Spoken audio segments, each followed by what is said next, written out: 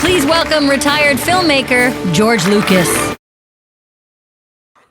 What's up, dude? Long time no see. Hey, Mr. Gethard, how are you? Pretty good, man. Pretty good. Oh, I'm sorry. 1 second. Billy, you don't know this, but Gethard has demanded that everyone refer to him as Not Josh true. Look at my name. As the what? True. Look at Josh my name. Franklin. He wants to stay in character as Josh Franklin from Big Lake. So Josh. please only refer to him as Josh, Mr. Franklin, or Josh Franklin. I'll write that down. Josh Franklin. Yeah. Good. Are you still an alcoholic? He was an alcoholic, wasn't he? I guess I am. So we should tell people watching, Billy, you are in this episode that we are about to watch. Yes, that's why I'm here. I'm quite excited. You are a guest. We're waiting on George, and then we will get started. I'm not sure where he is. Can we pull up the donation board while we're waiting for George?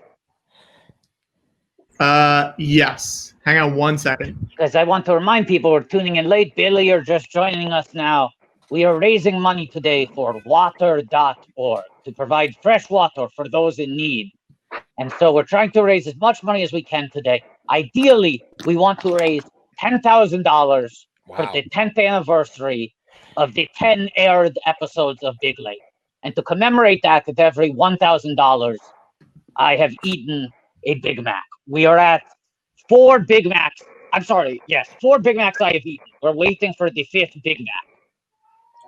I can't bring it up right now because I need Dave to do it, but we are at 4,821 Watto. Very close to that 5th Big Mac. Very close to that 5th Big If Mac. we hit 5,000, I'll retweet that Seth Meyers tweet.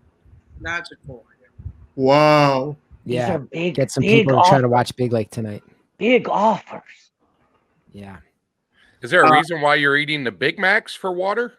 Big Lake, Big Mac. Oh. Right. And then And my name's Watto, which sounds like water. 10,000 for 10th anniversary, 10 episodes. Not everything connects to everything. No, it makes but sense. Everything connects to at least one other thing. Yeah. You got it. You got it. You're doing it, Watto. You're doing it. He's doing it. I feel like I have watched my face become more bloated over the course of the last 4 hours. Like, I feel like I'm already seeing the effects of the Big Macs. And I'm certainly feeling them. It seems you're stepping into Morgan Spurlock territory. I am. And much like Morgan Spurlock, I'm probably going to cancel myself at the end of this stream. Watto is going to dox himself. Should we start the episode without George? Hey, Sarah and Russ. Love to you guys too. That was always so fun. Dylan, I remember your folks were down with everything. It seemed like they thought it was like so funny to see you say all this fucked up shit. Yeah, they were like that. They're you know, my dad was a deadhead, a smart deadhead, and you know, my mom is a little bit more conservative, but like the reason why they work is because he's able to disarm through his comedy. So I think they both kind of appreciate dark humor. I saw George Carlin live when I was 10. I read all his books. I think as long as it didn't leak into other, like, what they considered other important parts of my life at that time, they thought it was great. Now I understand clearly why Dylan was so good at working blue. What?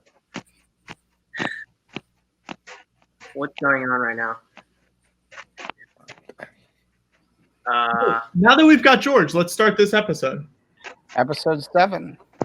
We weren't going to start without him, but I feel like now is the time to start. That's not what people in the Twitch stream said. They said there was talk of starting without me. You posed the question, Patrick. All right, let's You go. actually asked Patrick, you asked everyone, should we start without him? And then I came back and you said we weren't going to start without you. But I'm ready to go. I'm excited about this. Should we all go offline for a while? Let them talk about this? All right, here we go. No, let's start the episode. We can't fall behind. We can't keep everything okay? Episode 7 is called Therapy, so we can work through these issues while we watch the episode. All right, you ready? 1, 2, 3. Mm. Jeremy's room, enter at your own risk. Dylan, did you get to keep any of those Jeremy-themed props? Maybe. Like, No, maybe no good to anyone else. they might be somewhere around. Do you have any like souvenirs, any keepsakes that you got from the production? Costume items, or maybe a bit of like, I know that Josh said he had a Big Lake hat somewhere. He doesn't know where, but somewhere in his belongings. I do have a hat. The yellow hat. I do rock that sometimes. Do you have that? Do you have that? Could you wear that on the camera? Do you have access to that hat where you are now? I'm not at my house right now. All right. But it's a hard no. It's a hard no. It's probably a hard no. But Sorry. I do have the scripts. Those are to me the most important thing. I just have like all the scripts. Have we asked Dylan if he has episode 11? Do you remember there was like 11th episode? He doesn't remember. I thought you were joking. No, Hayes brought it up. I think we started shooting one and then abandoned it because it was like they were like, we got better stuff. Let's shit can this. I don't remember that. I mean, I don't think they would be. I wouldn't be the guy that they'd be telling that about. Hey, Watto. Now, also, yeah. I have a surprise for you, Watto. What? How many? 1, baby, 1.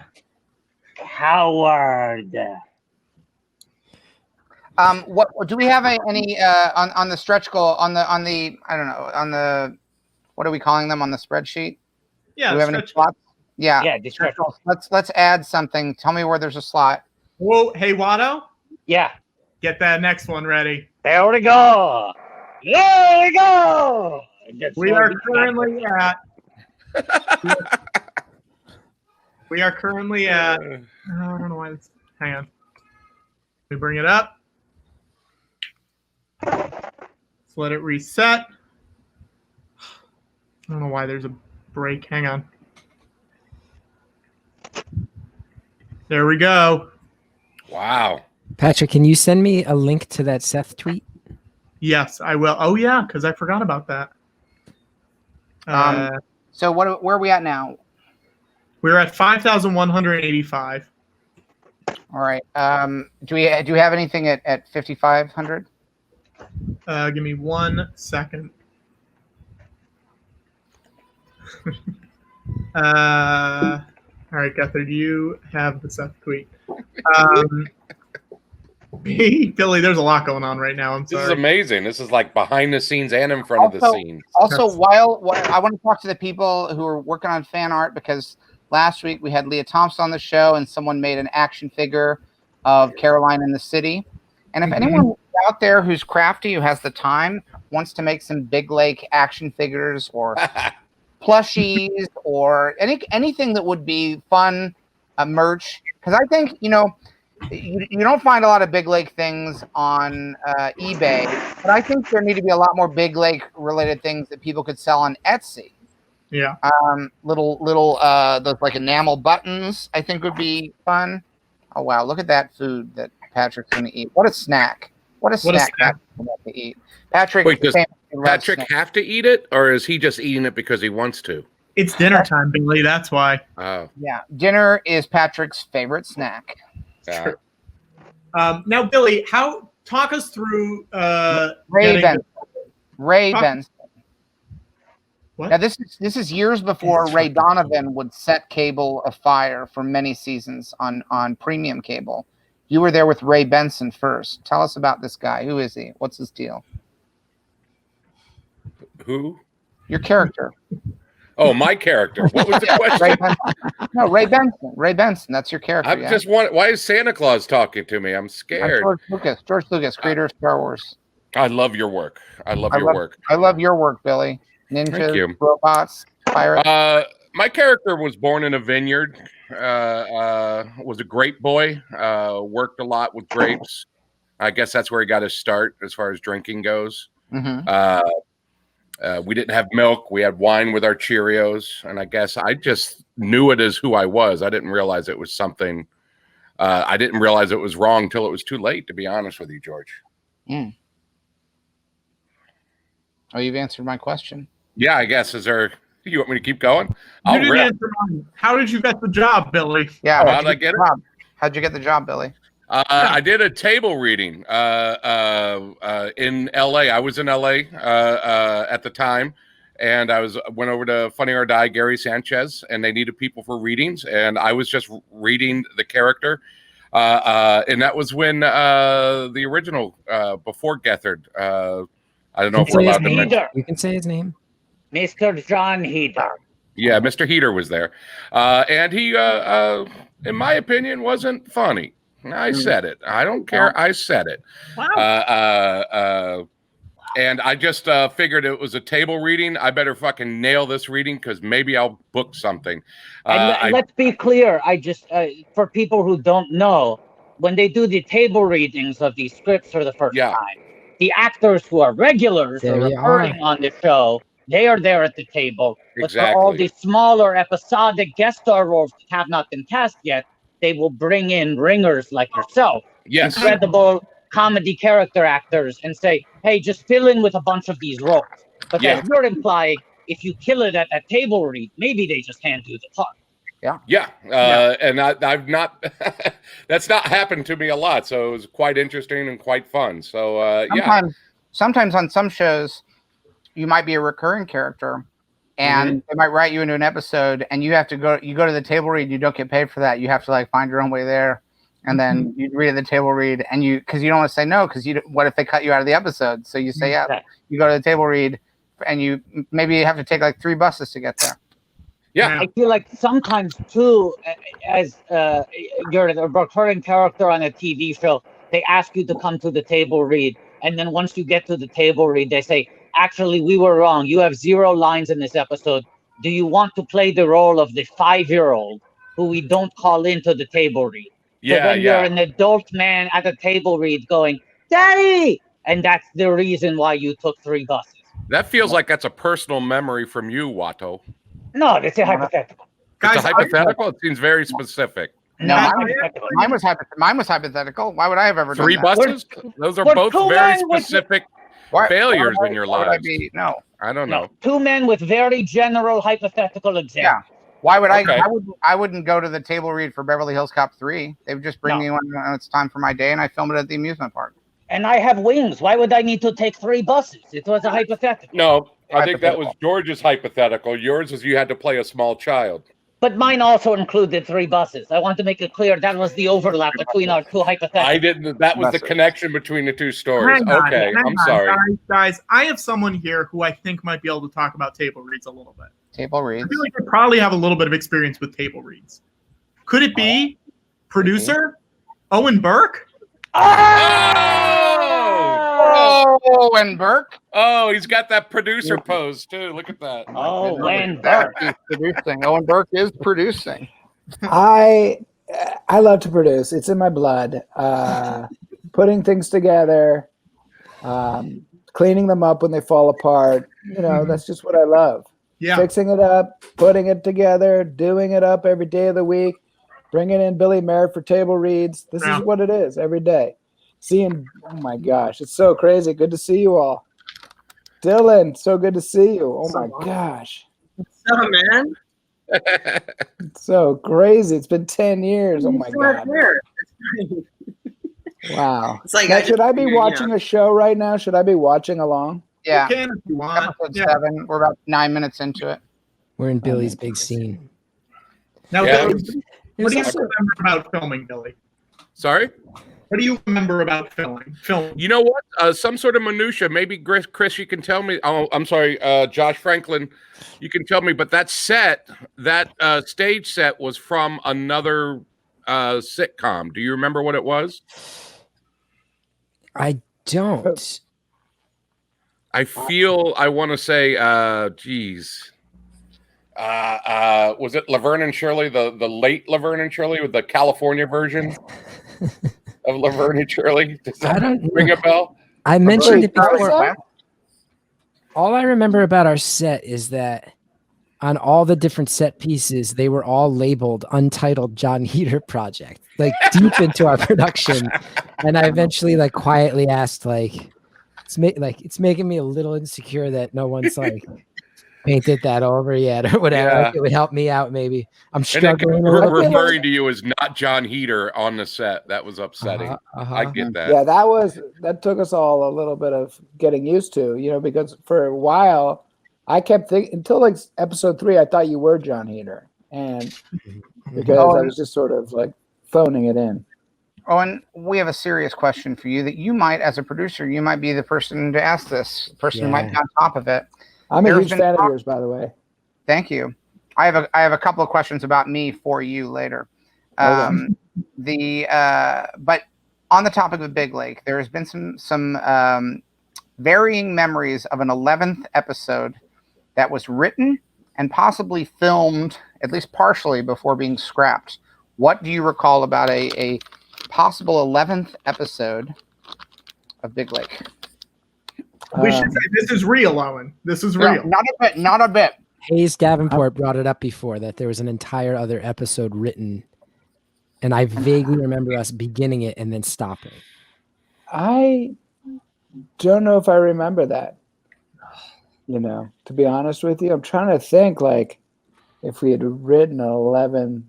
Hayes would know. He was the sharpest writer. Now, Josh, do you think that the 11th episode, it might have happened at some point between 1 and 10, like an episode that was started and then stopped, and then another episode was started and finished, as opposed to an episode at the end that was shut down at the end of a process, which might be a more vivid memory?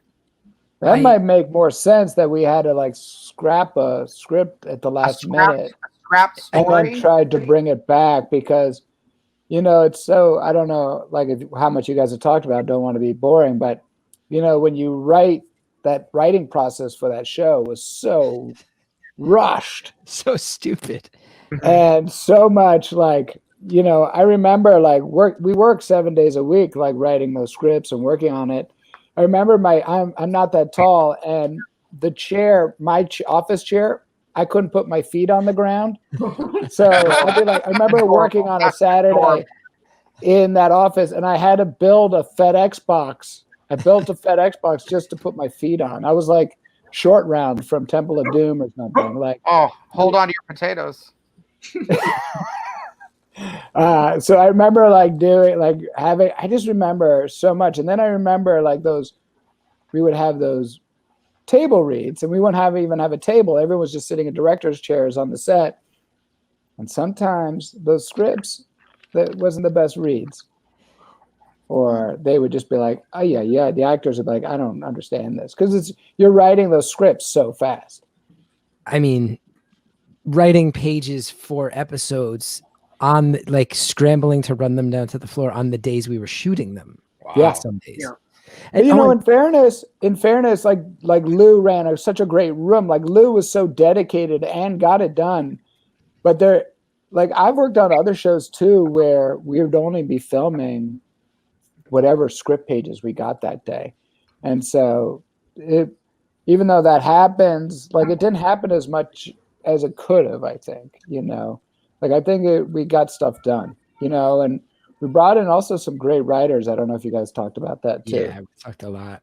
Tracy Wakefield and Anthony King. And were there any, Josh seemed to recall that there were some Cheers writers. No one else was able to verify this.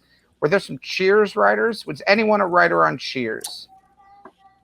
There was, I don't know if there was. I mean, I remember Josh definitely had a feeling that there were some Cheers writers. Al Higgins came in. I don't know if y'all talked about Al Higgins. We haven't. The best in the biz. And, He's he worked on a lot of stuff like news radio. I'm looking at. He's huge. I think he runs Kaminsky Method, right? I think that's his show that he does with Chuck Lorre. He's like in Chuck Lorre's world. He's one of the most talented, gracious, funny writers I've ever met. Like amazing. Brother of Steve Higgins from Saturday Night Live, the hit show. I don't know if you've heard of it. The Higgins Boys and Gruber. Remember that show? Yeah. Yeah. So he was big time, and then also Dave Attell. Did you guys talk about Dave Attell? Oh yeah, Come up a bunch of times. Everybody's had an Attell story. So funny. Like I'd just be on set and like I'd look over my shoulder and just Dave Attell standing there, and he just wanted to hang out all the time, throw out jokes, and he was fantastic. Really fun to be around. Billy, I have an important question for Billy, really quick, while this is on screen. Mm. Is that real alcohol or fake alcohol in your glass? Oh, it's fake alcohol. I'm Just sorry, I can't make a story up about that. Okay. It We was a lovely iced tea. I believe in an Arizona iced tea. Okay. Really, all we want is the truth. That was a perfectly good answer. I feel that set was Joni Loves Chachi. Could that be it? Could be. I know it was a set from No, we another built that show. set. It That might was have a been great Mork and production. Mindy. Maybe it was Mork and Mindy. Nicholas Lundy was the production designer. Maybe somebody told it's like a universal set design for sitcoms with the entrances, the way it's all set in. I just remember somebody telling me that. I don't know how up to date you guys keep, but this does look almost like the Beef House from Comedy Central's popular sitcom on Adult Swim, from the Cartoon Network's Adult Swim, Beef House. Does anyone see Beef House? Beef House? What is everyone else doing during quarantine? I watched Beef House. I'm eating beef in my house. I Beef want to House- see that show. Beef House is the Tim and Eric show on Adult Swim, and this Multicam. set looks very similar to the Beef House. Well, I'll say this: your production designer is currently working on The Blacklist. Oh, Yeah. we had a great crew. Like everyone, Don Scardino was fantastic. The Don, production yeah. designer, everybody was great. You're telling me Oh, no one? and- I'm the only one on the stream who has any idea what the Beef House is? Look at that. That's the Big No. Leg set. That's I know Beef House. Beef House. I know Yeah. this is very different than Big Leg, but No, it just looks like they cut a hole in the back of the Big Leg set. That's Beef House. Beef House is Big Leg. They put a the big arch stairs in the are back. completely the stairs. The layout Yeah, of the the stairs are behind the completely big different. hole. Oh, and listen to me. I know what I'm talking about here. They But cut look, a hole in these- the back George- of the Big Leg set. They put a Beef George, House. respectfully, like Beef these stairs House. go left to right, and the Beef House stairs go right to left. That's Very easy. different. Once you cut a hole in the back of the set, you can put the stairs wherever you want. I don't know. What do you? I don't know. We don't CGI our stuff to cut Yes, corners. George, you're thinking digitally. This was mostly a practical show. Oh, I'm sorry. I assumed that that Beef House was using the digital set. I thought, Josh, I asked you whether this was shot digitally or on film. You said this was shot digitally. The set's practical? Is The Billy? set- Are you dead? No spoilers, but it looks like they think you're dead.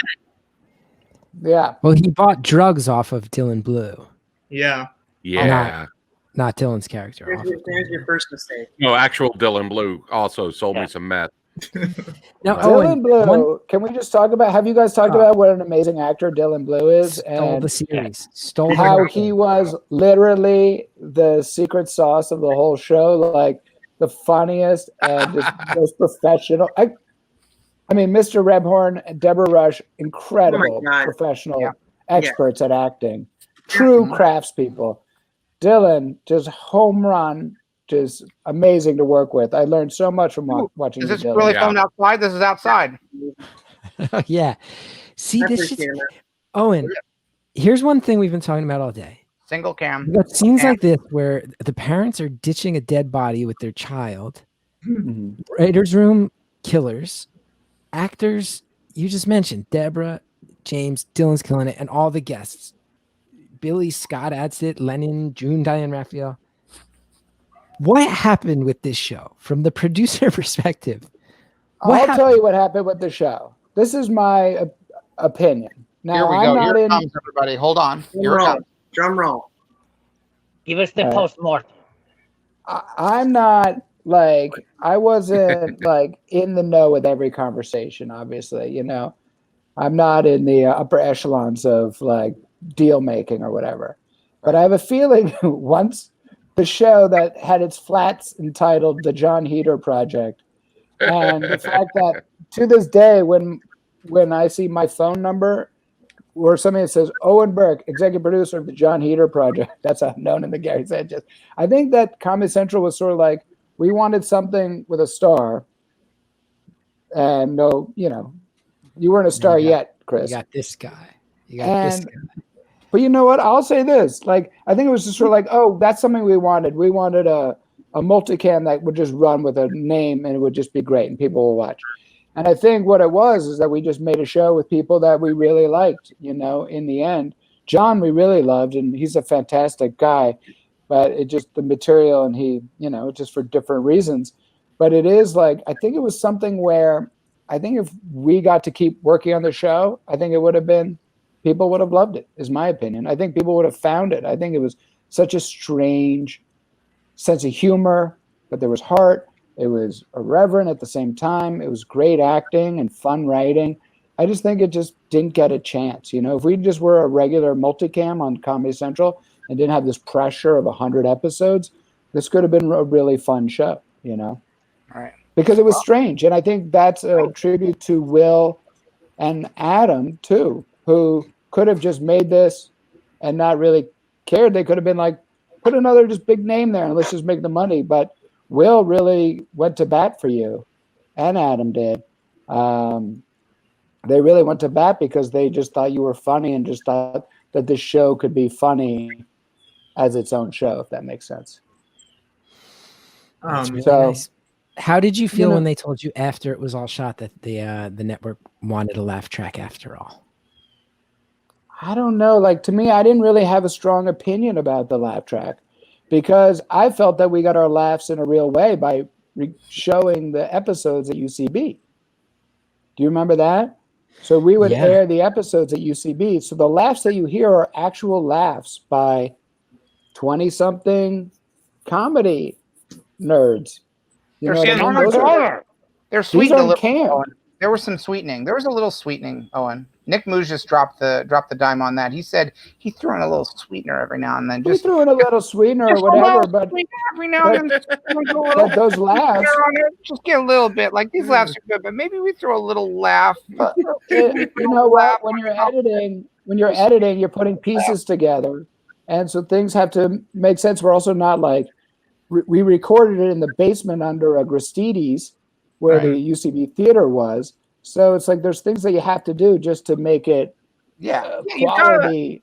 You go up to the Gristides, you buy a little sugar, you sweeten those laughs just a little bit. Yeah. Well, you know, there are some times where I hear people laughing, and it sounds like people are also shopping upstairs in the house. Yeah, a lot of times you'll hear the ding of the sliding door. I have a good sound system, so I think in the THX soundtrack that I'm hearing of it, you can hear people buying groceries. It sounds like it's upstairs in the Franklin house. There's a moment when during a transition you can hear Irv clean up on aisle 7. Yeah. Now, it's very muffled. You can hear, Owen, you, I'm aware that you've done entire shows where you simply act out entire movies that I've made. Yes. Are there any movies, like is there a movie of mine that if I just said go, you could start telling the full story of that movie? It depended on the movie. I would rather do a Big Lake episode just because we're here to celebrate Big Lake for a good cause. Well, that would be great. Can you do a fast version of a Big Lake episode? I don't really remember a lot of them. I've seen you act out my Raiders of the Lost Ark movie. That was my first one. Yeah, I've seen where you get up. I saw Empire. Empire, I did that one. Yeah, that was a hard one. A lot of action. Yeah. That's illegal what you were doing. Well, you know, George, you weren't spoofing me. You were just telling my story. I don't mind. I love those prequels may not have been illegal, but they were criminal. Anyway, guys. Oh, because they're so bad. Like I know what you're doing. That's like when something's bad. You say something's bad, but you actually mean it's really cool. Yeah, they should have been illegal. Michael Jackson. Yeah, they shouldn't be able to make movies that cool. When people say Michael Jackson is bad, they mean that he is cool. Yeah, it's cool. Captain EO. So, what is this episode? I'm trying to see what this episode. This is the 8th episode. We're about to start episode 8, so we can all get on the same time. Yeah. All right, we'll press play. Oh, we didn't start it? No. We're about to sync timetable. So we're going to sync up. So this is episode 8. Chris is mayor for 24 minutes is the title of the episode. All right, here we go. We're going to press play in 1, 2, 3. Wait, hold on. I like having a. It was really fun to have Billy and Owen here because it reminds me like these are guys who, like we were all doing the weirdest shit at UCB New York together for years. And then it seemed like a whole bunch of us got to be on this sitcom together. Like Billy put me in a 1930s themed improv group back in the day, and we'd dress up like it was the Great Depression. Oh, Peanut. Yeah. WPA. Yeah. Yeah. And it's Well, like that all of a was sudden we're on a something- fucking sitcom together. Yeah. But that it was the fun of this show, and it goes back to sort of what I was saying before. That went up from, you know, me bringing in friends to do table reads, or, you know, Will working with you at Anchorman 2 and saying, I want to do this or whatever, you know, like people, I think it's just like, these are people with whom we want to work. And that is, I think, the joy of coming up through UCB and also working with Will and Adam was just that it was very much like, let's just work with people we like and let it succeed or fail on that level, and not on the level of like, how can we get away with this, or can we get this person or that person or this or that, you know? Mm. And so, I mean, Billy, we did a pilot that did get picked up, but that didn't go. It got canceled before we even got to start writing it. That was And Don Scardine. that was I Don can't remember. Scardino directing as well. David Hornsby wrote it. And, you know, we just wanted Billy for that part, you know, and it was like one of those things. What was it called? Yeah. That was called Mission Control. Yeah. And that was about NASA in the 60s with Kristen Ritter, Bruce Campbell, and Billy was in it. And it was just a great, great cast and great writers. And Kristen Ritter's a superstar. And yeah, we got picked up for 6 episodes, but then that was it. Just didn't happen. What happened? I don't think it was right for them. I don't know. Like, we couldn't get the right astronaut to be in it, or they just weren't sure of the humor, because the humor was very edgy as well, you know, a little bit. Because it was dealt with. So, Owen, were you mad when another space-themed show showed up on Netflix? You know what? Were you mad about that? Were you mad at certain people? Yeah. I don't think so. What? Space Force? Yeah. Well, I would only get upset if there was a comedy replaced us. You know, that would be the only thing that would upset me. That's a solid burn. Boom! But Now I get it. Now I get it. Boom, roasted. But I actually was so shocked that they didn't give it a shot. Like, we had the best. That was another, like, a fantastic cast, one of the greatest group of writers around. Like, our writing staff that was ready to go was insane. Phil Jackson, that was his first writing, going to be his first writing gig. That was like a dream show for me. That was a heartbreaker. Yeah, it was a heartbreaker for me too. That was one of the most fun shows ever. And you were so funny in it, Billy. Yeah, finally, I got something. But that set is just 1960s NASA. That's how I want my bedroom to look like. Yeah, it looked amazing. Beautiful. Amazing. Yeah, that production designer, amazing. And so it's always fun. And then getting to work with, I'm seeing James Rebhorn here, and I don't know how much you've spoken about him, but what a sweet person and what a true professional. Like, working with him is a huge learning experience, you know, huge. Watching him do ADR was incredible. Like, he'd get in that booth, he'd be like, oh, bring those dishes to the sink. All right, we got it. All right, there's another one. This car doesn't start. Got it? All right, I'll see you guys later. Like, one take, I'm out of here. Yeah. Wow. The best. Total pro. Can we quickly remind people of the reason for the season? Is, of course, we're on the precipice of the 10th anniversary of the 10 episodes of Big Lake.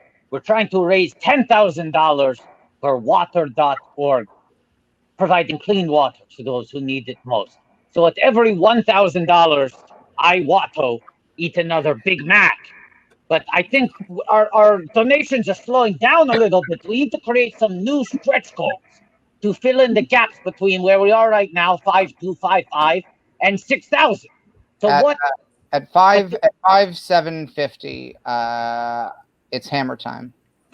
Wow. Okay, so let's put that down, Patrick. 5,750, it's hammer time. Now, Owen, Billy, Dylan, can you think of anything to put out as a stretch goal, an incentive for people to donate?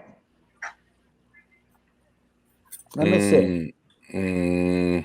I will, what can I do? I will read, can I do this? I will give my thoughts on anyone's pilot script. Can I do that? Whoa. Yes. Wow. Yeah. Okay, so let's make that a specific amount, that it's, if people donate over a certain amount, the first person to donate over that amount will get your thoughts on the pilot script. I believe we passed the point where I'm supposed to deflate the 8, right? Yeah. So you work on that. Oh, and how much are you thinking? Well, I don't know. Like, I don't want to say, but I would do. What I would do is, I'll say what I would do. I don't know. I mean, how much you want to.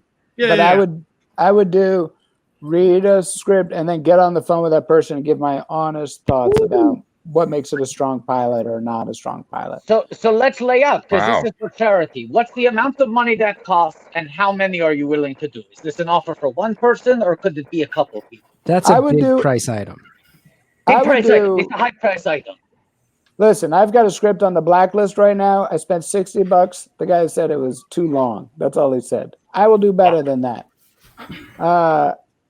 I would do up to 4, and I would do, if someone gave $100, I would do that. Hell yeah. Okay. Oh, So the next 4 people with $100 donations, and in the subject line, when you make the donation, make it clear you are asking for Owen Burke script notes, and you are going to get better notes over the phone than the blacklist gives out.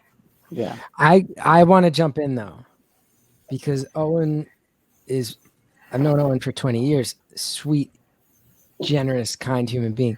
That being said, he produced Big Lake, EP on the Chris Gethard show. When he says he'll give you honest notes, We're gonna be honest. They're very honest. they're going to be as honest as you get. So keep Very that in mind.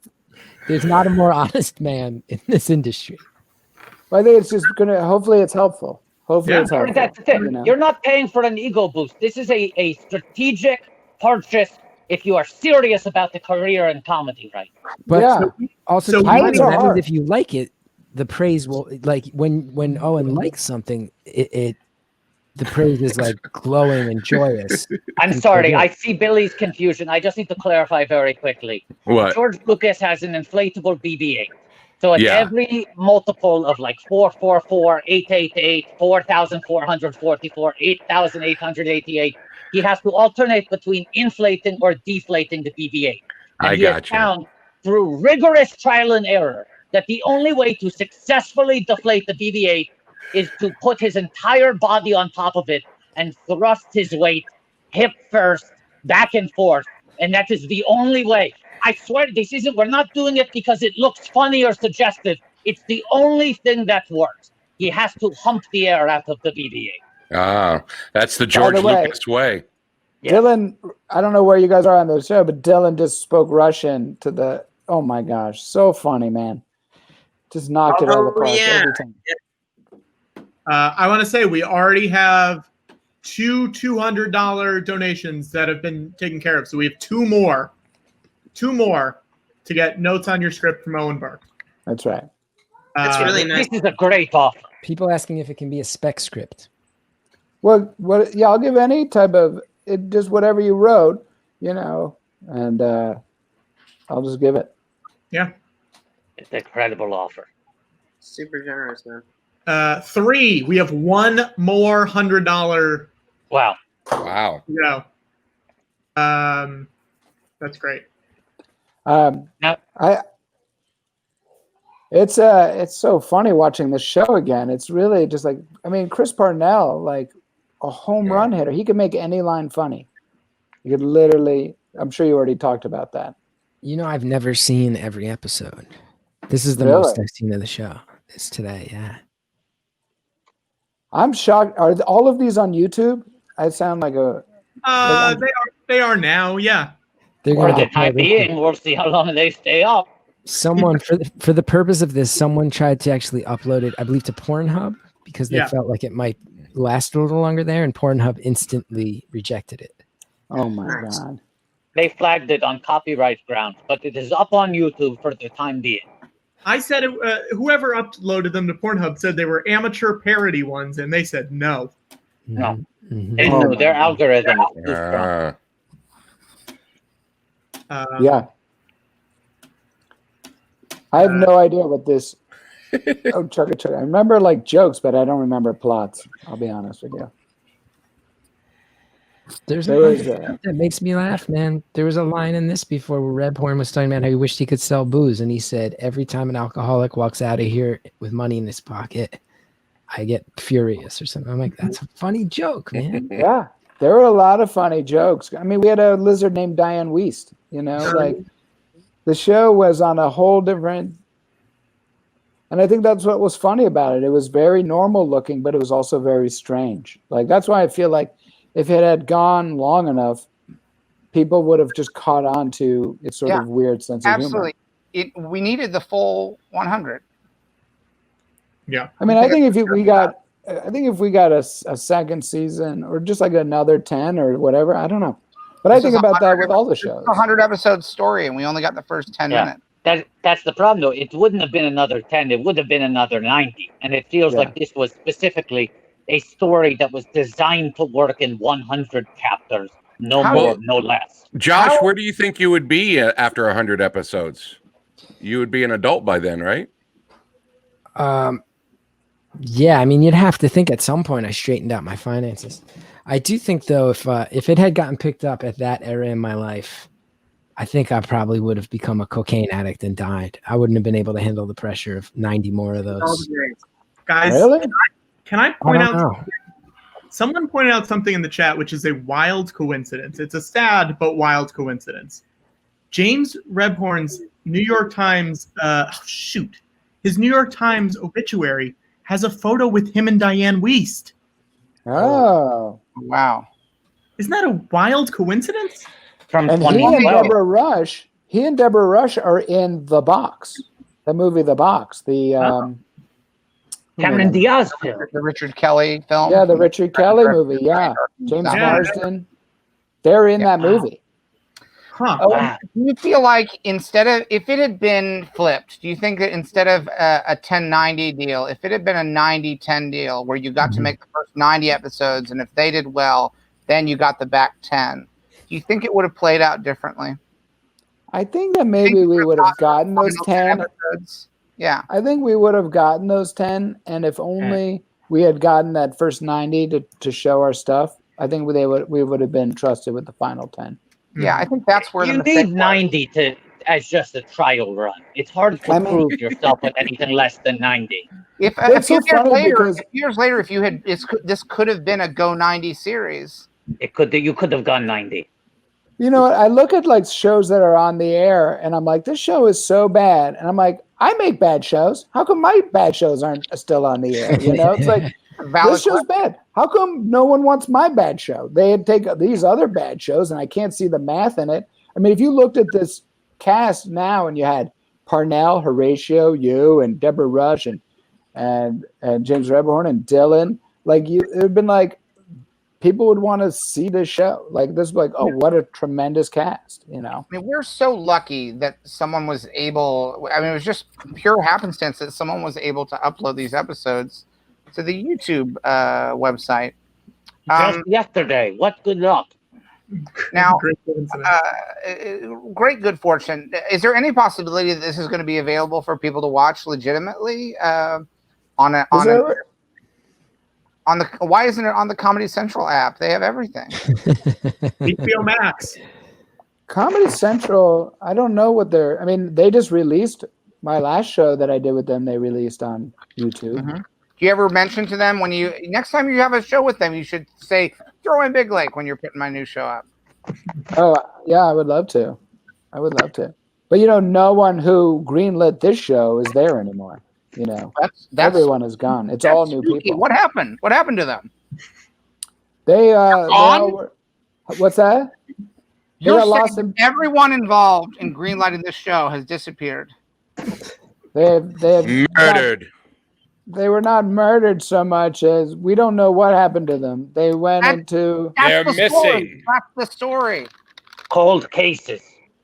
They went into Jabba's palace. What happened? What happened to the Big Lake 10? Well, George, we know they're not dead. We know they're not dead because they haven't come back as Force ghosts, so they're alive somewhere. That's right. We also know they're not dead because they're probably still getting paid throughout their contracts. So they're not going to die until they get paid through their contracts. John, that was a part of the Big Lake deal structure. Was every writer ended up getting paid for the remaining 90 episodes they didn't write, right?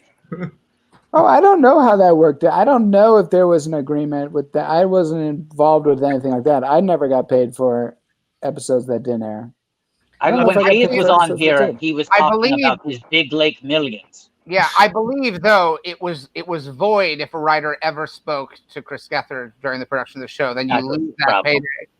Well, did you guys talk about that separate hallway for Chris that we had to build to great expense at Silver Cup? We shot this at Silver Cup, where they shoot 30 Rock, where they shot the famous Wendy's commercials with Dave. I was a PA on those commercials. And Victoria's Secrets commercials we used to shoot there. And they shot a lot of things there. And so we had to build, it actually ate into the 30 Rock set, Chris's secret hallway, so that no one could see him come and go from set. Because once he was in character, like that was it. He was Josh Franklin, and there was no shaking him. And look, 10 years later, he's still Josh Franklin. He refuses to drop it. It's really amazing that Chris doesn't age. That's like the one thing I'm like looking at you, and I'm like, why does Chris look exactly the same? Right. I would compare myself to you, but I don't think I got a part in this show. Now, Owen, it was brought up before. Who authorized me having bangs in this show? Well, I don't know. I think it was just sort of, I don't know what that was. It wasn't me. I have no idea. Like, I have no idea. That's the real comedy bang bang right there on that forehead. Comedy bangs bangs. Oh, do you have any souvenirs? Do you have any mementos, any keepsakes from the production of this show? You know what? I wish I thought of it ahead. I would have put on my Big Lake hat that I still have. Do you have it in your home? Is it in your home? Yeah. And I also have something else. We'd love to see it. Let's make it a stretch goal. Let's make it a stretch goal. How much money to have Owen find his Big Lake? We have yet to be able to get someone to track down their Big Lake hat and do a little Big Lake fashion show for us. We are at 5590. What do you want to make it, George? I have a script. I have a joke that was cut that I have saved, but I don't know where it is right now. Let's establish a money value for both these things because these are two Big Lake treasures. A Big Lake is a joke. We already had Josh and Owen. Dylan was here, and Billy.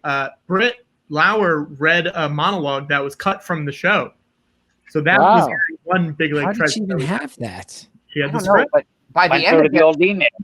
By the end of this, we might have compiled a full new episode if we get enough of these little scraps. This joke plus the monologue, we're on our way. So, George, how much for Owen to find his hat? I mean, what do you think's reasonable? We're at 5,590. Yeah.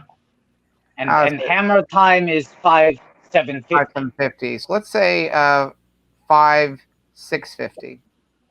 Okay.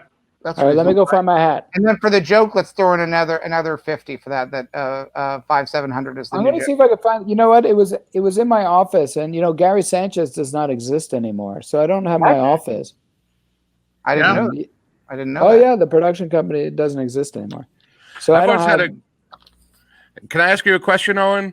Yeah. How do you guys feel about Gary Sanchez, the baseball player? We're big fans. I am anyway because I'm a Yankee fan. I think he's. Is there any sort of copyright problems between the company and him? I don't think so. Not so far. We were first. I mean, professionally. So if he starts making Gary Sanchez hats, does he have to go through you? I think he has to talk to Will and Adam more than me. I'm not really that high up on the totem pole up there. Okay, these are things I worry about. Thank you.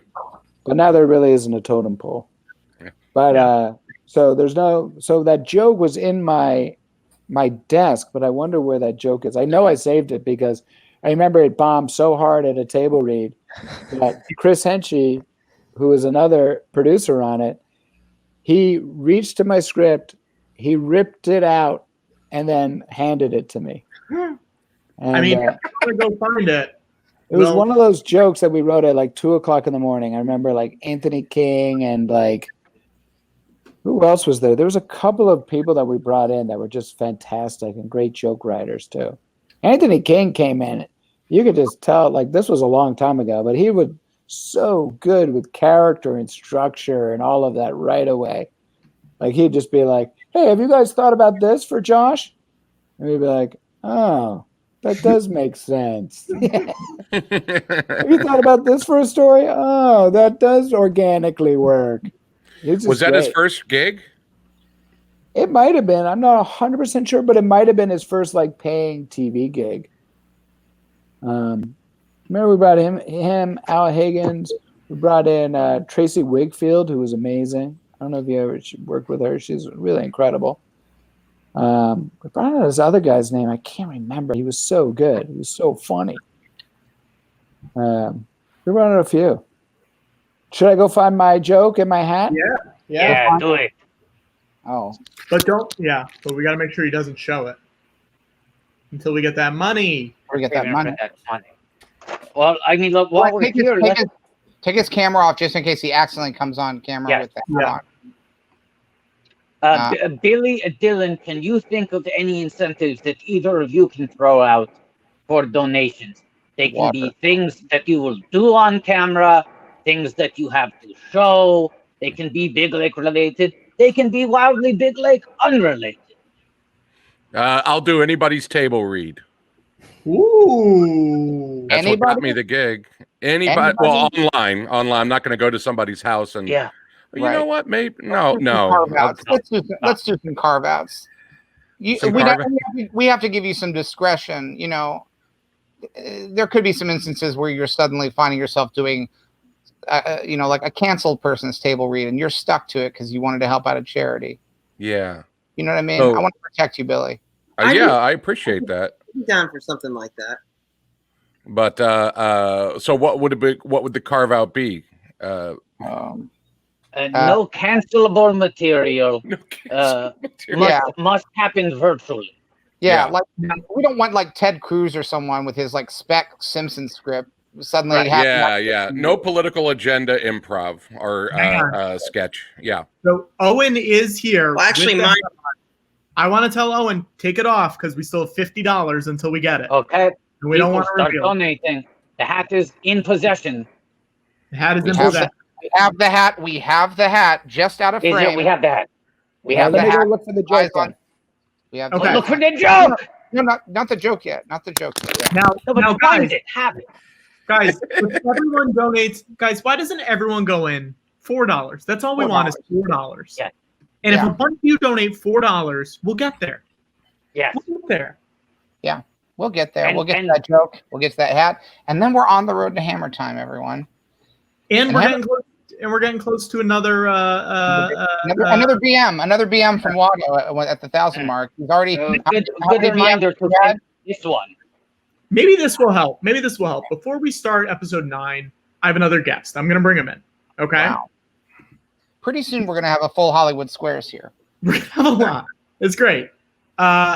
This is the director of, I believe, all 10 episodes of Big Lake. This is true. The man. Hey. Hey. Billy, what's up? Hey, it's everybody. Hey, Billy. Hey. Hello. How are you? Thank George, Watto, Patrick. Thank you. Don. Gentlemen, Don, thank you so much for joining us. Please. You know what? I have a Star Wars secret. I bet you guys don't know this. I think I know what it is. Tell it. I love Star All right, well, I Wars. was going to say, how come you don't have Wedge Antilles on the show? Because I was Wedge Antilles on the NPR radio episodes of Star Wars. That's right. Isn't that wild? Number one. Number two, my other Star Wars secret is I tested to play Luke with Jodie Foster as Leia and Chris Walken as Han Solo. Yeah. True story. None of us got it. Yeah. This is very on brand. I don't know what happened to the other two, but hey, Chris. How are you, Don? I'm good, man. How you doing? I'm good. You always have the best stories. I still tell people the bullet points of what was it Jesus Christ Superstar? Godspell? Someone pointed a gun at you. Yes, this is true. Actually, they didn't point it at me. I played Jesus in Godspell. Okay, so for a long time, off Broadway, on Broadway. And when we were off Broadway, we were in this welfare hotel, which is now, of course, condos on Broadway in 76. And there was a guard who hung around because of the welfare hotel. He would watch the show every night. And I guess some guy said, was muttering behind this woman, said, "I'm here to kill Jesus. I'm going to kill Jesus. I'm going to get Jesus." And it was like, everybody's like, so this woman says to the guard, "Man, it says he kills it." So he said, "I'll keep my eye on him." And during the crucifixion, of course, where else? The guy pulled, "Oh God, I'm bleeding." I'm up here working. And he pulls out a gun. They get it from the guy. And it turns out it was a loaded gun. He was actually out there to kill Jesus. Now, we didn't know this on stage, except that it felt very weird on stage that night. And I remember saying I remember in the middle of the crucifixion, "Hey, there's Owen." I looked at Bill Thomas, who's crucified next to me, one of the thieves, and he looks at me like, "Whoa," and I look back at him like, "Whoa," and we're like, "Eh." And afterwards I come up and said, "We've been in the show too long," and that was weird. He said, "Yeah, I thought you were really going to die." And then the company manager comes backstage and says, "Oh yeah, we found this guy. He was in the mezzanine and he had a gun and he was going to kill Jesus." It was like, boy. Oh, wow. Wow. Oh my And God. that's when I retired from acting. Yeah. Close. That is crazy. Owen, now that I want to say we're at, that's an update. We're at 528435. So that means we get to see Owen's hat and we get to hear Owen's cut big leg joke if he found it. Oh my God, there's the hat. What a hat! There's the hat. Wow. Wow. I feel like most like crew gift wrap hats are just generic, like black, white text. This hat, it's got colored threading, it's got yellow fabric. Yeah. And it's yellow, the color of the cowardly executives who rushed the episodes onto the air and refused to finish the saga of the full 100 yellow-bellied executives. That's right. They were afraid to finish the tale. But a very sleek and proud hat. The joke is on paper. This is written out on. Do you just have a room full of scraps of jokes, Owen? This was I just went into my banker's box and then was like, went in there and I found it. Oh, it's one of my treasure next to my late father's baseball mitt. This is so exciting. Wow. Do you want to hear the joke? Yeah, Sure. absolutely. I have no idea what this is in reference to. I think Meg was dating somebody, and close the door, Rose. You can't hear this joke. My daughter. And so I don't remember what happened, but it says, when Derek got fired, I was going to get a matching face tattoo. So when we kissed, it would form the Aztec symbol for finger blasting.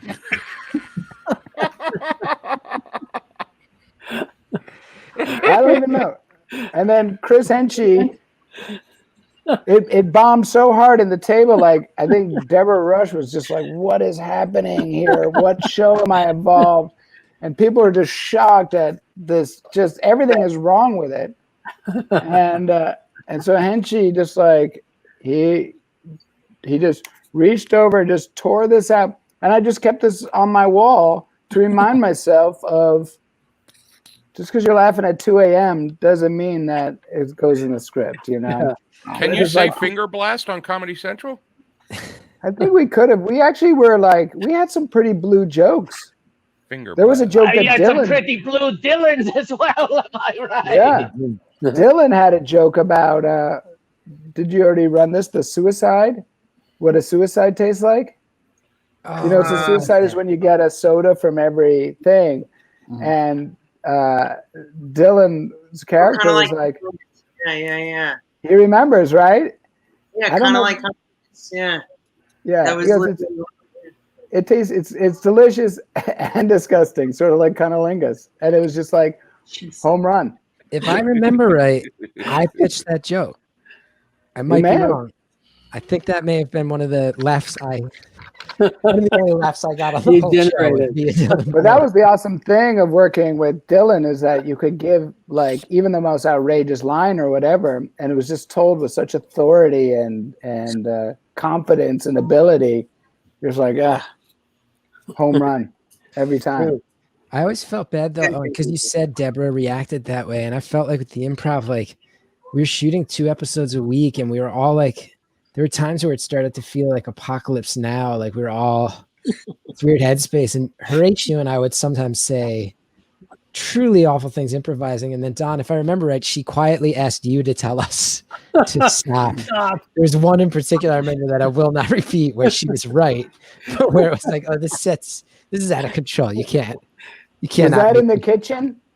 It was. Yeah, I remember that moment. I think Deborah was like, I'm done. She was like, I'm done. Calling my agent. Calling my agent. Yeah. I won't repeat the joke, but it was quite dirty. It was way over the line. Is there any what's the amount of money that you'll say the joke for? Thank you. Zero. I was about to ask the exact $1 same million? thing. $1 million? $1 million? $1 million? Has to be one donation of $1 million, not even one donation of $1 million. Yes, all right. yes. Anybody, any millionaires out there who'd like to ruin a career, you can do it for $1 million.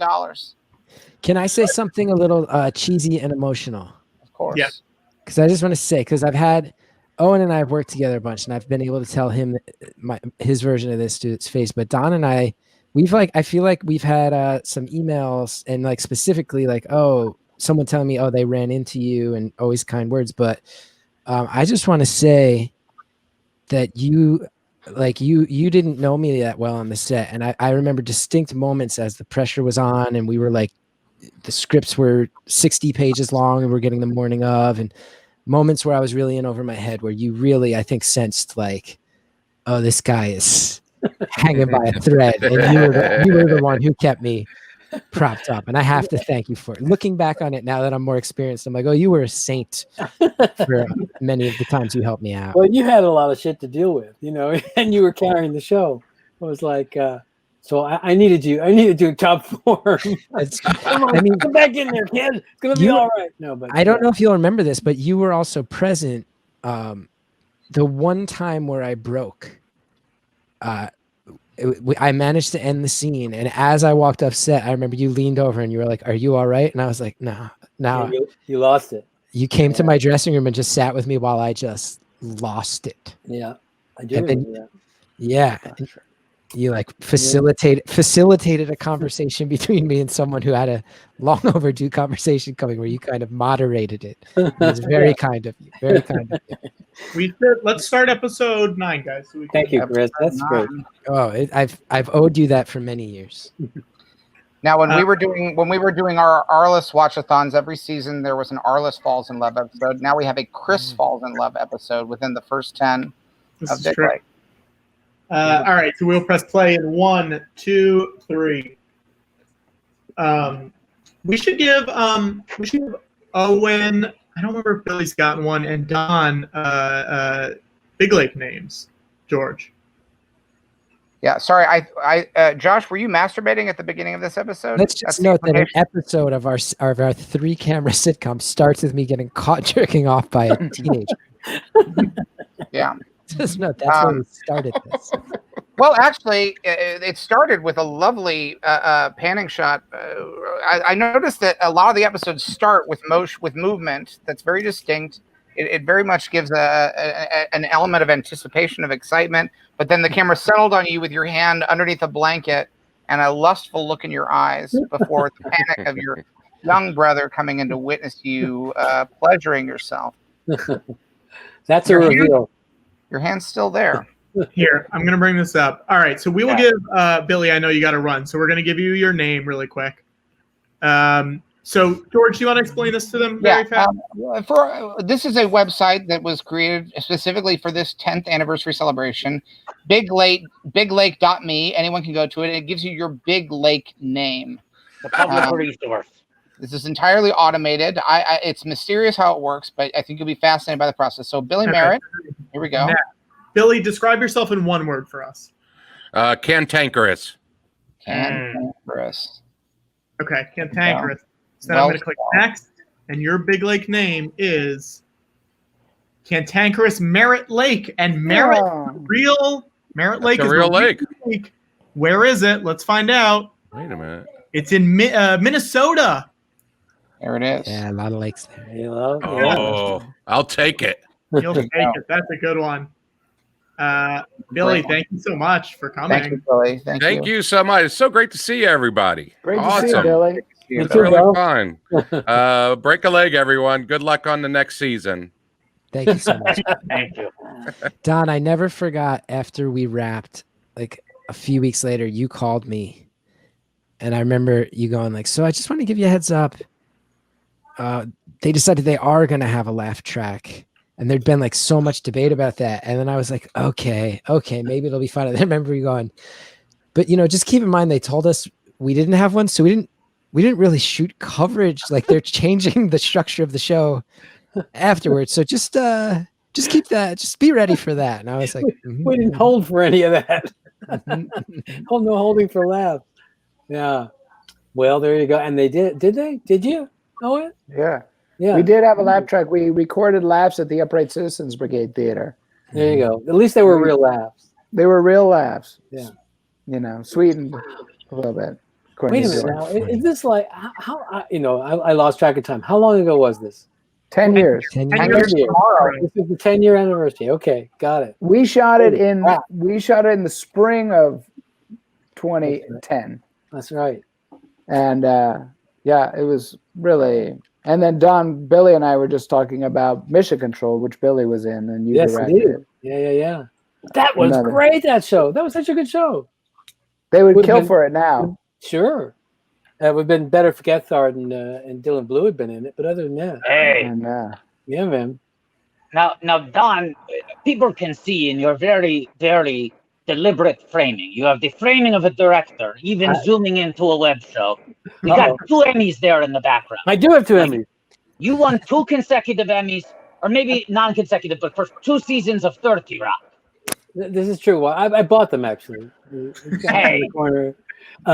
Yes, but 30, they're on your 30 IMDb, and the second 30 Rock Emmy is 2009. It is the year before Big Lake. So this is almost your follow-up to the Emmys.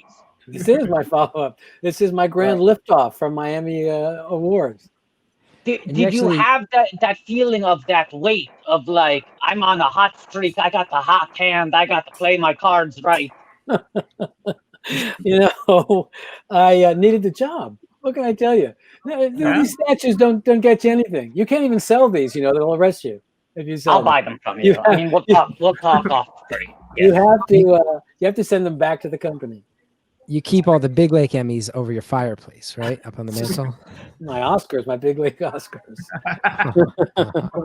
The one time they gave Oscars for TV. That's right, for TV. Oh, look at this young, fresh face. That's my friend Griffin. Oh, Griffin. Oh, what I will say though is that the cast was so phenomenal. You couldn't find a better cast in television anywhere. It was so much fun to come to work every day. Yes, it was a squeeze, and we were doing a lot of work in 5 weeks or whatever it was. But that's what made it. We should get great. We should get Griffin on the stream. Yeah, right. Griffin's an Griffin, friend David Sims' friend. Dave Sims from the Atlantic always talks about him. David Sims, the guy from New York?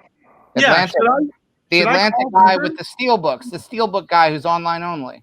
I don't know what you're talking about. Look, I have to go do another installment of the segment we call Watto Takes a Big Shit.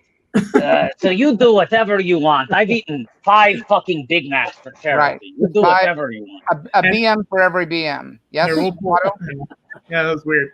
We also are, I want to tell everyone, we're $58 away from Watto having to eat another Big Mac for charity. Have we passed Hammer Time? We have passed Hammer Time. Patrick, what are we paying you for in these charity live streams? If not to tell us when we've reached this goal? There were a lot of people we got distracted.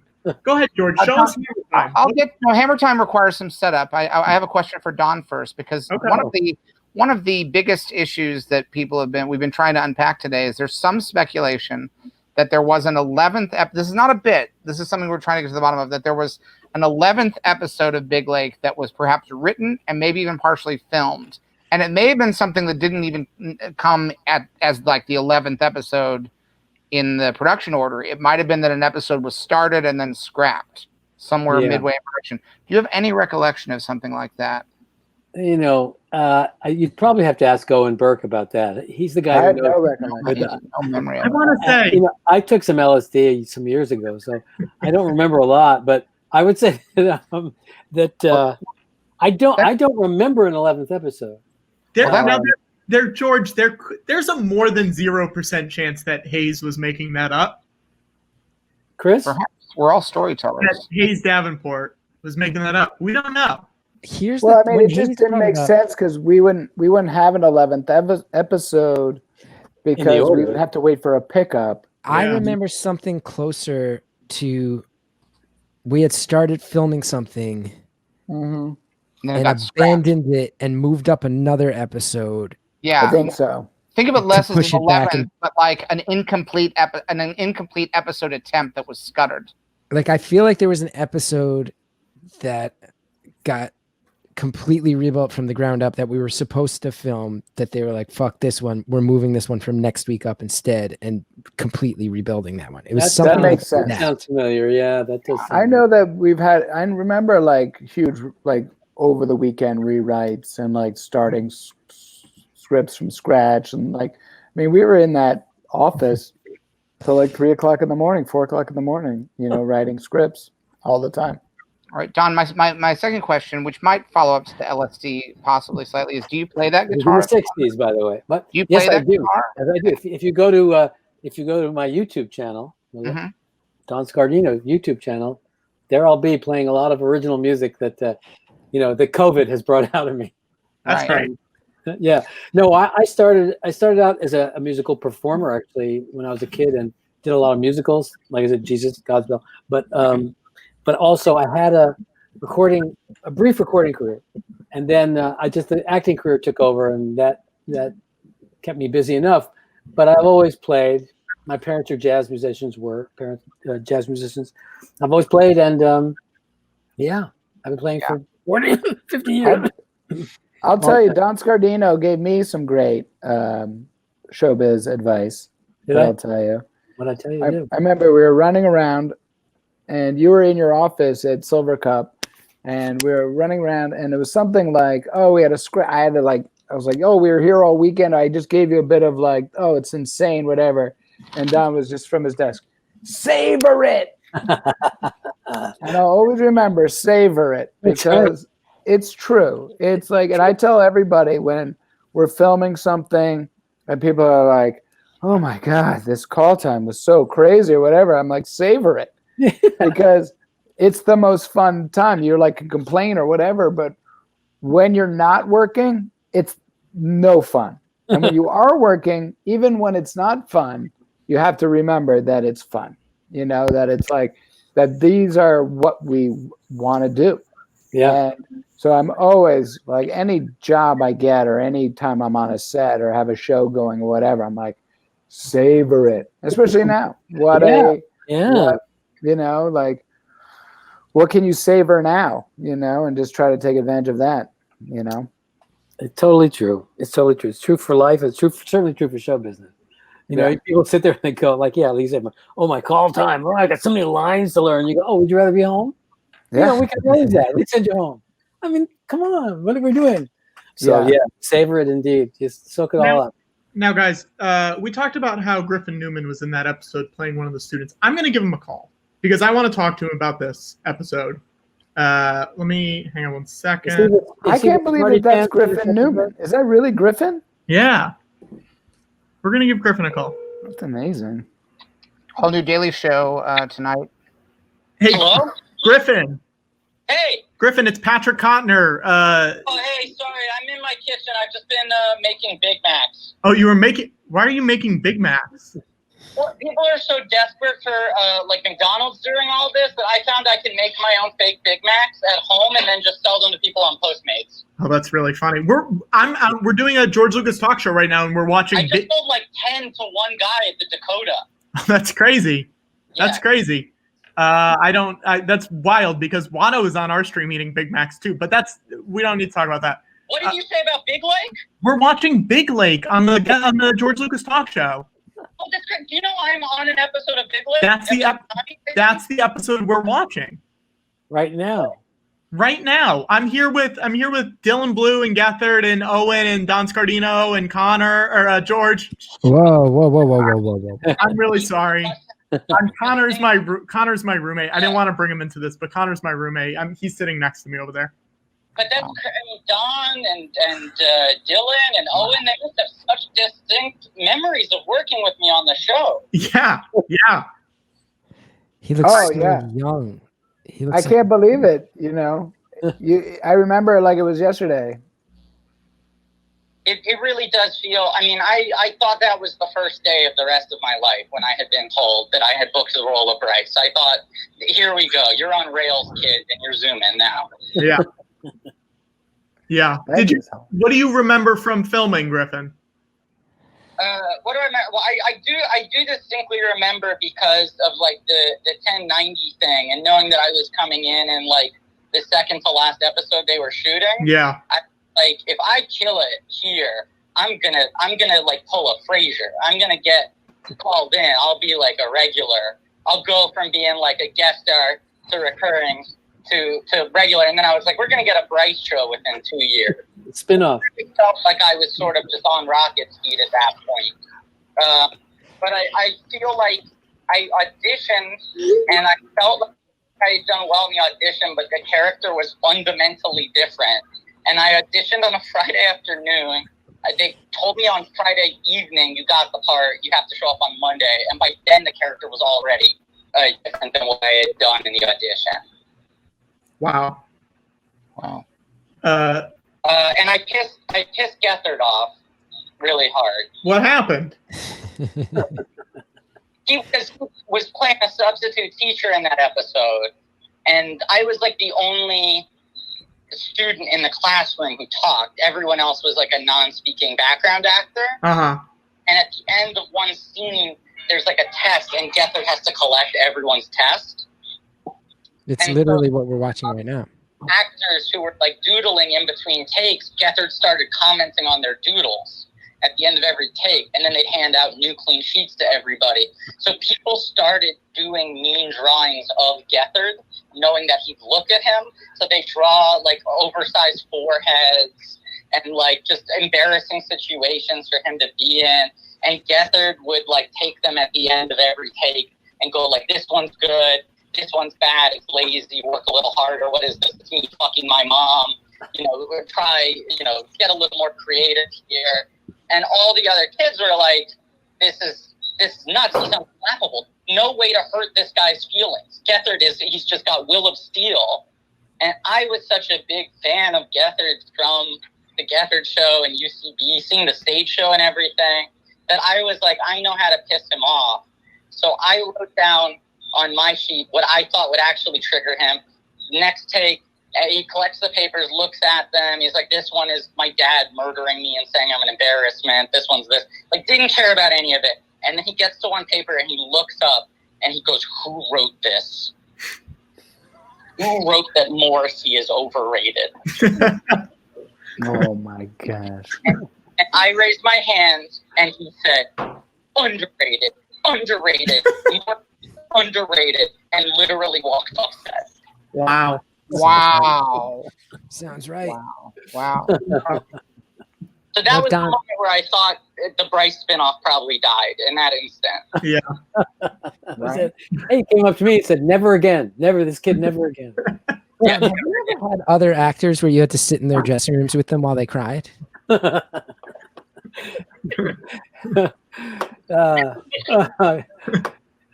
Noth. Chris Noth. Chris Noth. Jerry Orbach. Alec Baldwin used to break down in tears often. I think Don, there's a chance. Don, There's a can I chance. ask you a question, Don? Can I ask Don a question? Don, you're such an accomplished director. When you do multicam versus single cam, do you have a preference? Do you find, or does your brain have to switch in a different way? Is there a where do you stand there? It's multicam's more like a puzzle, and you got to figure it all out pretty much before you come to work. You sort of have to go have these three cameras, and how are they going to kind of dance and play off each other? And so you're editing. You're pre-editing everything. So you have to figure that puzzle out in advance. Whereas when you go in a single camera, you can, fly by the seat. You come in with a plan, but you can fly by the seat of your pants. You see a good shot over here, I'm going to go take it. Whatever. So it's different. And of course, in film television, single camera, quote unquote, it's much more expressive because the camera can go anywhere. multicam by and large, because the schedule, the way you shoot it, is kind of all eye level, and so it's less expressive. But I like whenever I work with actors. You know, I was an actor from age 12 to 33, so, and that's when I started directing. And I just, you know, whenever I'm hanging out with actors, it doesn't matter sort of whatever the medium is okay with me. Yeah. You know? But yeah, but the other thing, puzzle. If you like puzzles, multicam is fun. Sorry to interrupt. This is Griffin here for a second. I just want to say I have to go because I got to make a big batch of Pepto The Bismol. burger is burning. Yeah, the burgers are burning. That's good because I think hopefully Watto's done taking a shit. I don't know. I think we'll probably hit about 6,000 when he comes back if people donate. So that's great timing. Thank you, Griffin. Okay, but yeah, I got to make some Pepto Bismol for someone at the Dakota. So I'll talk to you guys later. This is a real pleasure. Thanks so much, Griffin. Hey, Griffin. Wasn't there a stretch, Don and Owen, you would both know this, wasn't there a stretch where, and this was before I came on, where the discussion was to do it 3 cameras, but to have the cameras be kind of like all 3 steady cams and like roaming in a weird cinematic way? I've always tried to do that. You know, I've tried to get that on so many different shows because I think it's just be fun to try it out and see whether it works. And then you could have a lot more of that expression through the camera. I don't know if we talked about it. Owen, do you remember? Did we talk about it on Big Lake? We might have. Sounds maybe familiar, but I'm not 100% sure. Like, I don't remember. Like, it's amazing, like, watching this, and it's like how much effort and time and uprooting our lives and doing all of this for the show. And as I watch it, I'm like, I don't remember anything. You know, I remember Savor It. I remember, you know, like showing the episodes at UCB. I remember like just writing and using that FedEx box as a footrest. I remember like being caught in the rain a bunch of times. I remember, because I was a PA in New York as well, a production assistant, being back at Silver Cup, where I was once a production assistant for years, and doing that show and working with the same crews, but in a different capacity. Like I remember all that and the conversations I had with the crew and those good times. But there's not a lot about the show that I remember, to be honest with you. Like, Here. like I'm just gonna bring in. There we go. wow. How'd it go? Lighter, I feel so spry. I'm so glad I was able to drop a couple DMs. You missed it. We talked to the guest star from this episode, Griffin Newman. Ooh. Griffin Newman. From Amazon's The Tick. Ah. Friend of Dave Sims, Atlantic online writer. Oh, the guy from New York. Yes. Okay. I also want to say earlier I said Connor and people didn't believe that I had a roommate. And he's just going to come in and wave. He's just going to wave. I just want to prove that there is someone else here. See, look, he's waving. Okay? That's it. I just wanted to clear the air on that. I have a question for George Lucas. That's what I'm here for. What do you got? I'm just curious. I know we're here to talk about Big Lake. We're here to celebrate Big Lake, but we can talk about anything. I just want to talk about the lake of Naboo, the lake on Naboo. Good lake. Are there any similarities to the Big Lake here and lake in Naboo? This may seem obvious, but the size, the lake on Naboo is enormous. So if you were going to describe it, you'd say it's a big lake. Mm-hmm. And what do people do when they go to Naboo, the lake by Naboo? What do they do? Shopping, dining. I mean, there's 0 coronavirus cases there, so you can basically do whatever you want. You go to a movie, you know. Hold me like you did by the lake of Naboo. That's right. Is that a line from? That's a line from episode 1, The Phantom Menace. No, that wasn't Phantom Menace, but Owen, I believe it's not like Phantom Menace. Hold me like you did by the lake of Naboo. She wouldn't have said that to a child. No, but she sings.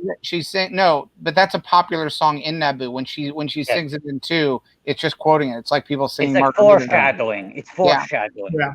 Hold me like you did by the lake of Naboo. Yeah.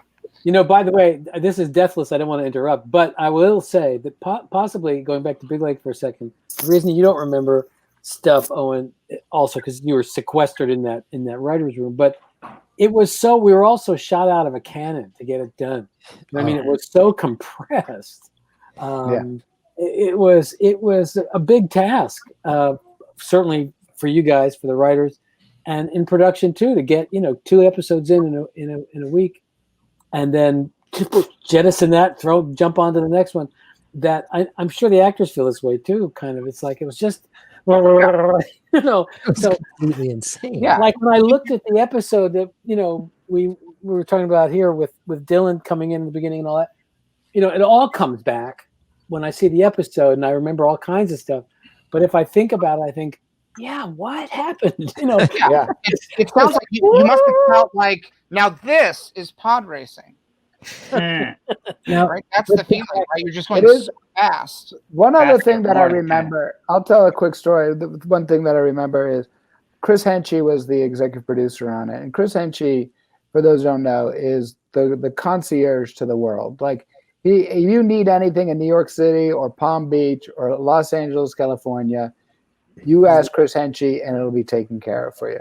And there's this restaurant in Soho called Balthazar in Manhattan. I don't know if it's still there. Yes, with the bread. With the what? The bread. The bread. The bread, yes. The famous Balthazar bread. The famous Balthazar bread, yes. It's in their little postcards. So we would go there. We'd always go there. He would want to come for dinner. So I would go, even though I lived in Brooklyn, I would take a car with him from Queens to Manhattan, and we would go to Balthazar around 11 o'clock at night, and it'd be packed. And the bar is packed. And we would walk in, and the bartender would see Chris Henchy, and he'd be like, and he'd go like this to the people at the bar. He'd go. And he would move people, set down 2 place settings, and we would squeeze in and have dinner. Like the bar, it was like out of like a Coen Brothers movie. It was just like, and it was so classic every time. Don, someone in the chat is asking, Big Lake, it's been very hard to find for a very long time. Luckily, someone uploaded it to YouTube this week. Not us, just someone. And someone in the chat, Namar Cat, wants to know, are there any shows that you directed that you're bummed people can't find anymore? Like anything that's just not streaming? Sure. I mean, well, actually, I think now you can see this on YouTube. And I don't know who's uploading them, but the Days and Nights of Molly Dodd was an amazing show by Jay Tarsis. Mm-hmm. Great show. 2 seasons on NBC, and then finished it out with 3 seasons on Lifetime. Yeah, that's right. You finish it on Lifetime, and fantastic. Yeah, but Pat Williams would not agree to sell the rights to the music, and Jay thought, I can't do it without that music, so it has never been seen. I have suggested many times. Screw Pat Williams, take that music, get back to the original elements, take the music out, put some new music in. That show. You directed that show. I watched. I loved that show. That was really incredible. Yeah, produced the show. Can I ask? I saw her in Arcadia. And they basically had to invent. They had to invent a term for that show because they didn't know what to call it, because it was a single camera comedy. But people didn't know what to call it at that time, so they called it a dramedy. That's where dramedy came from. That's right. Yeah. Although Rick Dresser, who was one of the funniest writers on the show, he said maybe it should be called a warmedy. But yeah, that one. And then I also did a bunch of shows. I guess they saw the light of day. It was for ABC. It was originally called Let's Rob Mick Jagger. Oh yeah. Knights of Prosperity. It was called Knights of Prosperity. I was on that show. I did a bit on that show, yeah. Donald Logue. Oh yeah. Yeah, and the hot tamale from Modern Family. She's gorgeous. You know her. Sophia Vergara. Yeah, she was on it. Bobby Cannavale was on it. Bobby Cannavale! Great people. Yeah. And I don't think you can see that anywhere. It's like 10 shows and out too. Yeah. They were funny. Don, can I ask? I remember as an actor, because we were scrambling, like you said, it was just we got shot out of a cannon. But I remember distinctly, like with each week, I'd get the scripts later and later until I was finally actually getting them the mornings of shoots. And as an actor, that was hard. But how do you even do that as a director? How is that? I think it's easier. It's strangely enough, it's easier as a director than it is as an actor, because you've got to just commit the words, number one, and at rock bottom, at least some sense of what you're supposed to say, and then find some way to internalize it, and support it, so that you don't feel like a cheater out there just mumbling these words. So I think it's harder. You know, for me, I just get to sit back and look at it and help out. You know, I mean, I just, you know, people, you know, I did this movie with Jim Carrey and all these other big stars, and they said, so you want a film by Don Scardino? And I said, no, I mean, it was a film by everybody. You know, I mean, I directed it, but directed. And that's the way I feel about it. I feel like I'm the guy who helps out, you know. It's not as hard. I've been an actor. It's not as hard. You gotta put your fucking mug out there. You gotta flop sweat and all the rest of it that comes along with it. But the Directors Guild, they won't let you put a film by everybody. They won't allow that credit. No, they won't, even though that's the truth. Yeah. You know, I mean, look, if you look at somebody like you, Mr. Lucas, or you know, Mr. Spielberg, that kind of thing, where they are so all over it, and you know, and they're at the point where in their career where, you know, they say whatever you want, so they do call the shots, and they're that kind of, you started out as that kind of filmmaker, you know, creating your own work. So that's a little different thing. That to me is a film by a guy. But you know, but all this other stuff, I think it's a film by everybody. But more than that, you know, to your thing, Chris, it's just like, yeah, it's really hard when you get the pages in the morning. I did the West Wing; the pages were coming in the morning under the door because Aaron was writing 2 shows at once and blah blah blah blah, and you know, I'll go in, I look at it, and I go, all right, let's see, kind of stand up. You like that? Stand up, sit down. You know, and I'll find a shot. It's not. It's not. Everybody makes it such a big fucking deal. It ain't that hard. And can I ask another question I've always wanted to ask Don? Which other people have, like, this has been talked to death throughout the day as we do this, but I'm just wondering because, so Jon Heder goes away, you're directing all 10 episodes, and I know, like, I knew Owen forever. I knew that Adam and Will had worked with me before. They were rooting for me. Horatio was a really, really good friend already through UCB. But when you find out, like, oh, there's just this kid who's been doing stuff around New York, and he's going to be in all 10, and it starts in like tomorrow, 8 days, like a week tops. What are you thinking at that point? You know, it's like anything else. First of all, you got to roll with the punches, you know, no matter what. Because there's all kinds of stuff, you know, at any minute, anything can blow up on a set in all different kinds of ways. And so you get used to that. And you savor it. And you savor it all. And in this case, it was like, but we put you through your paces. You know what I mean? It's like we tested you and we made you do, you know, all this acting, knowing what the situation was and everything else. And I'm keenly aware, because I was an actor, I'm keenly aware when someone comes in to audition for the lead in a series, how big it is and how hard it is, and then, you know, like, actually relax and do your work. So you know, we put you through your paces. So you earned the right to be there and in there, and you made it yours totally, and it became yours, you know. Yeah. And Heder, God bless him, who's a sweetheart, you know, and it was, you know, written for him and kind of written around his sort of style or whatever initially. But for whatever reason, it didn't work. Those parts didn't come together. It's like chemistry with an actor, you know. It's 2 actors together, you know, what kind of chemistry they have. We were watching Shanghai Noon and Shanghai Nights the other day, and you know, the chemistry between those 2 dudes is just amazing. So it's that same kind of thing, you know. Unless the lead actor, has that chemistry with the words, if it's not happening, it's not happening. So. That's what it is. But yeah, roll with the punches, go with the flow. You know, you just have to, you know, there are times when I have, you know, like something's blown up on the set and I'll say, give me just a 5. And I go into the manager and go, ah! And then I go, when I come out, I go, all right, there's a shot. You know, but I have to have that moment to go into the loo and, you know, scream in a mirror or howl into the void for even 30 seconds will help.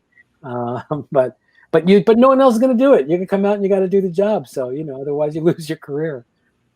And with that goes everything else. So, I have a question. Owen, I think, do you have to run, Owen? I don't want to. Yeah, in a little bit. Yeah. Okay. Have we given Owen his big lake name yet? Did we do that? No, we can do that. To Owen's big lake name. And we can give Don his too. It's Sure. the least we could do. Now, Don, in addition to being the NPR wedge, you also have directed a fair share of episodes that have had Star Wars jokes in them. Sure. How does that feel? Are you the NPR wedge? He was the What's that? NPR wedge. Yeah, On the NPR. NPR stories? Yeah. Whoa, I just heard those for the first time They're last great. week. Yeah, they were fun to do. That's incredible. I can't believe, oh my How gosh. did you approach Wedge? Because this is a character you already have an actor embodying it in the cinematic version. Yeah. Did you build him from the ground up, or did you build off of I have to be honest. Not only did I play Wedge, but I also played, like Gunner number 8 and You were an woman at the bar and whatever it was. So it's like you're there, you're sitting there, goes, Scardino, you're in to play the noodle. Okay, I'm in. You're a And utility player. Okay, yeah, I'm the noodle. Okay, you're gonna play Wedge. Okay, Wedge. All right, I remember him. Okay. Yeah. So I guess the answer is I didn't think about it. I just did it. I mean, the crazy thing about those are they're like 15 hours long. Like they're like so long. Yeah. And it's just crazy that they let them just expand on the movies so much without much supervision, it seemed like. Yeah. I was trying to remember today who actually sort of ran the show, who was directing. There was this guy, Brian Daly, who ran a bunch of them. That sounds familiar. Yeah, I don't know. I remember Mark Hamill came and did them all, and he was great. Yeah. And really just a swell dude, and just helpful to everybody and a lot of fun. And Perry King was Han Solo, I think. Yeah. Yeah. George, were you a part of that? I mean, I approved it. I made sure, or I said, this is all right. This couldn't happen. I was involved. I helped out a little bit, make sure everything was good. What can we expect for good. next season's Mandalorian, George? What? What can we expect for next season's Mandalorian? I'm just a visitor to that process. I'm focused on my museum, which you can come visit in a year or two in Los Angeles, where you live, the Lucas Museum of Narrative Art. Oh, and this is where you live. You need to pay attention. There's a big museum. It looks like a spaceship that's about to open. Oh, I'm going to have all kinds of things. Traffic. Yes, absolutely. Yes. Yeah, absolutely. Yeah, but you come inside, you can see posters for Flash Gordon movies and all kinds of things. I got concept art of Gunga City. Go to the website. Go follow @Lucas Museum on social media. You'll see what's happening. I love the artwork at the during the credits of The Mandalorian. I thought it was a great choice. Yeah, George. it's good stuff. Yeah. Here, Favreau knows what he's doing. Let's give Owen his name. Yep. All right. Big Lake. Me. Okay, so Owen Burke. Owen, describe yourself in one word for us. Anxious. Wow, Okay. that's the same. That's what Josh Franklin described himself as earlier. Yeah. It's true. Here we go. Your Big Lake name is Anxious Burke Lake, and Burke Lake is, where is it? It is in Scroll down. Is that Virginia? I think it's very close to Washington. Oh, I've DC, probably yeah. been there. Burke Anxious Lake, Burke right there. Lake. It's on a golf course. Oh, I love it. Yeah. Let's give Don his while we're here. Don, You're not going to find the Scardino Lake unless you go somewhere deep into Sicily. I don't think. Let's see. It's like at the bottom of a volcano. We'll go wherever we have to, John. Don, give us one word to describe yourself. Oh, goofy. Goofy. Oh, great Goofy word. Don Scardino. Here we go. Goofy. Oh, Cardin Lake. Because Aha. that's part of Scardino. Drop the S. Lake. Drop the S and the O. It's cleaner. Where is it? It's near Tallahassee. Ooh. Yeah. Oh, I believe it's also in Georgia. I think it's right over the border in Georgia. Georgia. There you go. There it is. Exciting. Now I Carbon believe. We should start the finale. Yeah. Now Right? this is the final episode. The interview. Now this is not the same. The interview that caused so many problems with North Korea a few years later. You guys had the interview before Yeah. the They kinda Franco stole things, Rogan. Yeah. This was with Seth Well, you Morris. got I there believe. first. This was Seth Morris was our guest star on this one. So many ringers. Oh, I mean, right. just so many used to be great in these episodes. Delaney was in one of those episodes recently. He's been in two. Delaney. Ben Rogers, Bang Rajman. Ben Rogers is fantastic. He was really great. That was a really contentious casting, I remember, but he was the best. Ooh. And then also June Diane Raphael, who knocked it out of the park. Yeah. Can we do a quick donation check before we begin episode 10? Yep. Let's Let's and I for people who are in a tuning in moment, late, tuning in only for the series finale of Big Lake. I gotta go, guys. Great to see you all. Thank you, Owen. Thank you, Please Owen. take care. Be Owen. safe. Great to see you, Don. Great to see you, everybody. Chris, Dylan, so good to see you. Savor it, So Owen. good. Savor it. Savor it. Yeah, man. Break a leg. Be safe. We are at. Let's wait for it to upload or update. Hang on one second. People Watto. who are only tuning in for the 10th episode of Big Lake, we are raising money for water.org, providing clean water for those who need it. So that's the link, bit.ly/GLTS gives. Here we go, Watto. You ready? Yep. You better get that 6 Big Mac ready, baby. Okay, here we go. Big Mac number 6 coming. Let's start the episode and then I'll grab the big. Here we go. So we will start. You ready? 1, 2, 3. Don, when you tested for Luke, was George there? Yes, he was there. I was there. He was he was very quiet, very sort of at that age. Yeah. Very film studenty. Diffident and very almost shy. I mean, I was Chris Walken said to me, "Hey, are you up for this?" Because I wasn't, and I was doing a play with Chris at the time, I think, or I recently had done a play with Chris.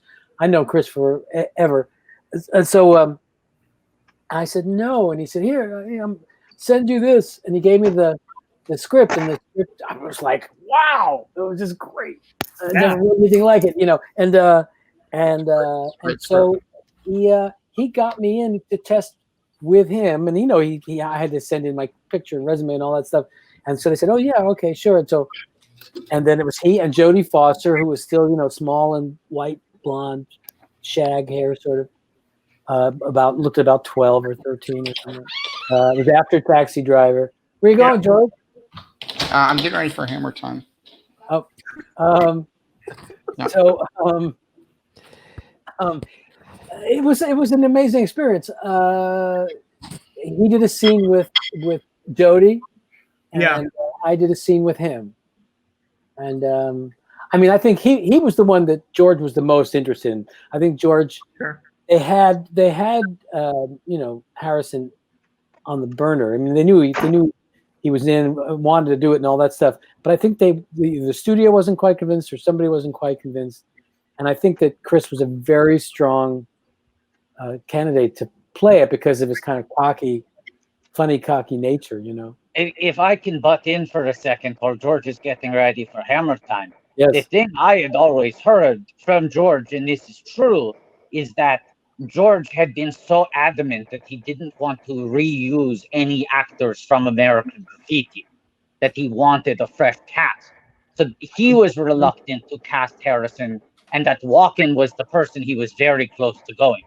Yeah, I think that's exactly right. Yep, that's right. That's what I've heard from my close personal friend George Lucas. Yeah. I thought Jodie Foster was great too. But I think they felt she was just a little too young and couldn't play the romance quite at that point, Sure. Yeah, too young. Hey, George, I want to pop really quick. People are asking for stretch goals. A lot of people want us to watch Lake Placid if we hit a certain number. Big Lake Placid. Yeah. What's the number that we should hit? Right now we're at 6,072.35. I mean, these numbers are so small to me. It's hard for me to figure out what the difference is. Yeah. I think we want to hit 7,500. Mm-hmm. Wow. By when? The end of this episode. Oh no! What? So What are we at? 18 minutes. Yes. We're gonna make roughly $100 per minute for the next 8 minutes. Yes. All right. We're at $6,072. I don't care who, I don't care how. I want $100 a minute for the next 18 minutes. And Okay, we'll get there everyone big like donates that. at least $4. We'll get there. Get there. $4 and we get there. $4 and we get there. Ron, I don't know if you want to. Don't feel any pressure. I'm going to set up 2 cameras here, in the spirit of Big Lake, which is a multicam. Multicam. Set up my second unit, and for hammer time, I don't know if you want to take your guitar off the wall and maybe jam. You don't have to. Don't feel the pressure. You have the right of first refusal on this. Can you hear me? I hear you. Sure. So I'm setting up my second unit to get a different shot. I think I want a high angle shot for this. Yeah.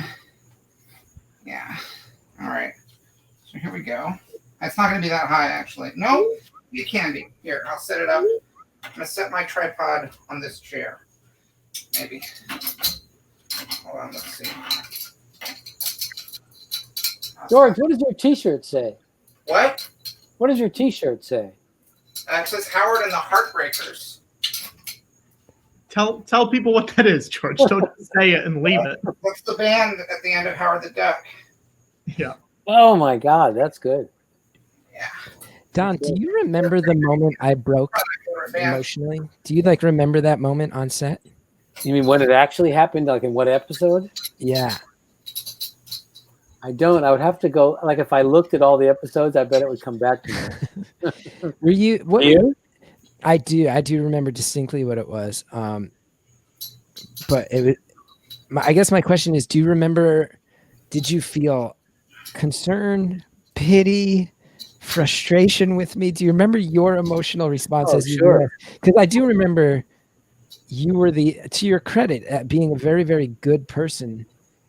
You were the only person who I think realized, oh, he's actually crumbling in front of us all right now. And I remember you telling me you should get out of here. You should go to your room right now. Well, it was complete concern. Like I said earlier, having been an actor for 20 years and knowing what it's like to just feel like I mean, at least for me, there's that moment where you just feel so fake at this whole thing. And it does. Like, there's nothing left. You feel kind of hollowed out. At least I did in similar sort of circumstance. And I saw it coming. I saw it coming like if you were up on a mountain watching a thunderstorm roll across the valley. You know it's coming your way. I certainly had a job to protect you and to protect the show and make sure everything stayed on track. But more than that, I just felt on a human level, I felt your pain, as they say, and I had to take care of you.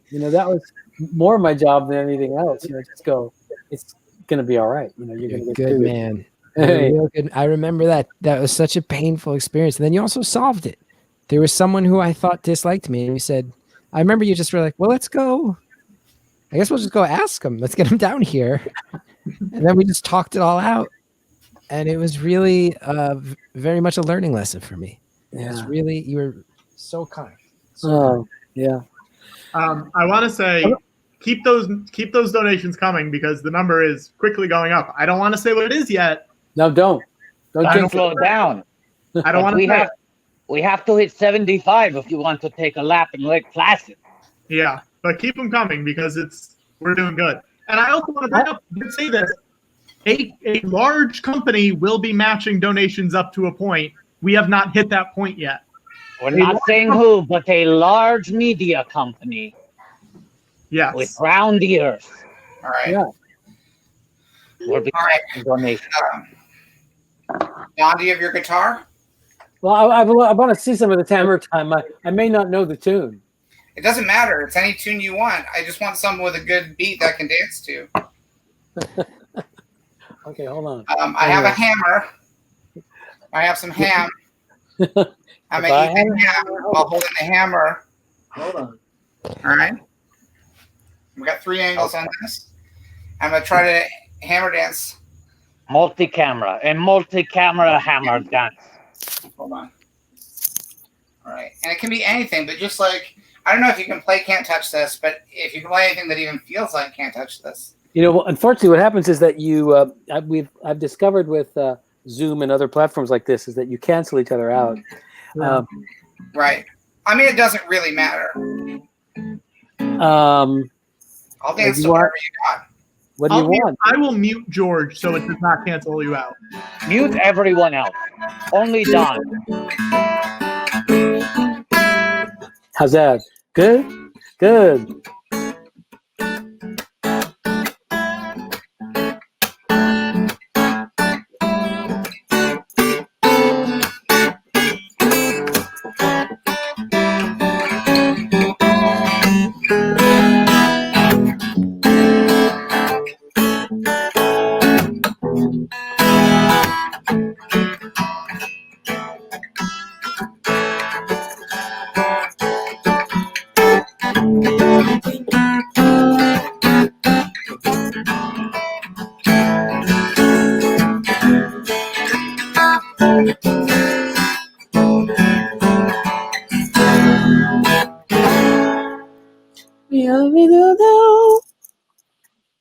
Little riff.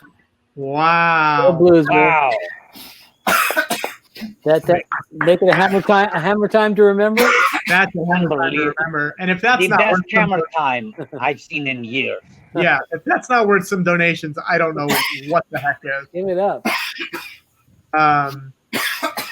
You all right there? George, you okay? I mean, here's the thing. I've wanted to see the inside of Skywalker Ranch for so long, and this is like blowing my.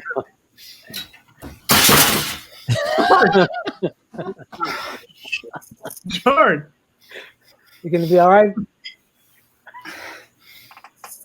oh my God, George. George.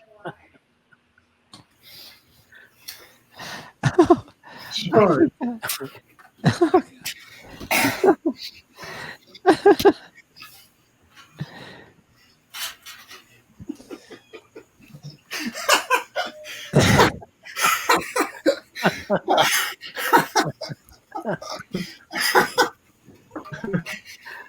A good time to remind people that this is for charity. We are raising money for charity. Hey Dylan, you play guitar, don't you? A drop. You were learning and starting out when we were working, weren't you? A little bit, yeah. Not too much. I mean, I do a little bit of music, but I'm focused on. You're looking good. You were just a kid, when we were together. And then, boom, here you are. You're a man. Yeah. I felt like I didn't really feel like I was a kid compared to you guys. I felt like you guys treated me with such respect. And, well, you were funnier than all of us, so we had to just roll with it. That's true. You were great, man. You were so funny on that show. What a cast, I have to say. Yeah. Rebhorn was one of the funniest people in the world. Deb Rush is just insane. Yeah. Horatio. I'm forgetting some. Oh, Parnell. Yeah. Yeah. Come on, man. That was so good. It's Interesting shot, George.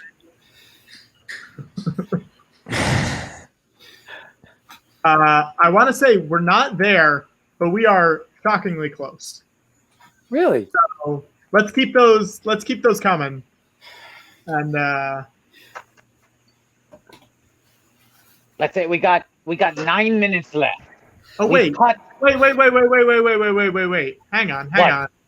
Oh my gosh, guys, I have big news. Hang on. I thought I was doing math wrong. Hang on one second. We have 9 minutes left in this episode. Our goal was in 18 minutes to raise $15,000. What was it for? 1,500. 1,400. Yeah. So I feel. Well, let me bring in a guest. I have a guest. I'm gonna bring him in first. Okay. Here we go. I mean, you've seen him on 10 episodes of Big Lake today. Horatio! Oh. a toe or a thumb? I can't tell. Does he know he's on? Does he know he's on this thing? I think Oh my goodness, Horatio. Horatio. Horatio. Horatio. Horatio. I knew him, Horatio. I knew him well.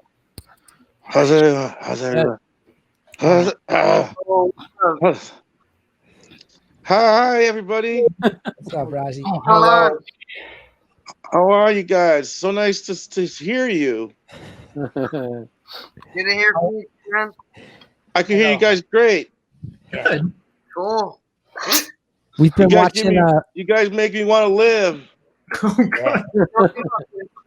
You guys make me want to fight to live. Yeah, live to fight too. Raj, we've been watching Big Lake all day. We got 7 minutes left on the whole series. Oh, You got it man. just in the nick of time, dude. All right. What happens then? We just watch it, then you guys just go, oh, why'd you guys do that? Most A lot of that. reference it. Lots of that. Well, we're also raising money, and I want to tell people where we're at. Watto, where do you? Yeah. Let me see those numbers roll. Here we go. Yeah. Watto, where do you think we're at? What is your prediction? I think we've crossed the big threshold, but we're not quite there. I'm guessing we're at $7,123. All right. That's my guess. How'd you do that? Wow. We had some very big donations come in a moment ago. People really Wait want a you to watch second. Lake Placid that bad? We're So gonna then watch I think I am people want currently- to. I think people want to help out people, Gethard. Oh, right. Oh, right. I'm They want to currently fight in this world. They want a Also- fighting chance. Also, let's not discount the appeal of Hammer Time. Then money really started pouring in after I did Yes. that. I'm on my 6th Big Mac for charity now. I officially now need to eat 2 more Big Macs. Call up Griffin. He's got a few waiting for you. Who? Griffin. He's been making Big Macs all night. Griffin Newman, ringing a bell. back there. Griffin Newman. Big Lake. Griffin Newman, Big Lake. Who? Friends with that New York guy. From George Big Lake? I think Lucas. that was the episode where I was taking a shit. Oh, that's right. George Lucas. Horatio, Scardino here. Hey, how are you, Scardino? I'm good, man. Nice How to you see you. And you? One of the nicest people I've ever worked with. Way up there, way up on the list. Hey, man. Gethard somewhere in the middle. I had my bad days. No. Gems, all of you. Dylan Blue is here What a too, time. right? Dylan Blue's here, man. Dylan Blue. Who's Dylan Blue? Oh, there he Yeah, is. man. Blue, the Hello, man. young man. What up? Not young man also? You're a young man now. Yes. You haven't turned to crime or anything, right? Mostly legal. Mostly. Good. Like You look good. Are you a musician now?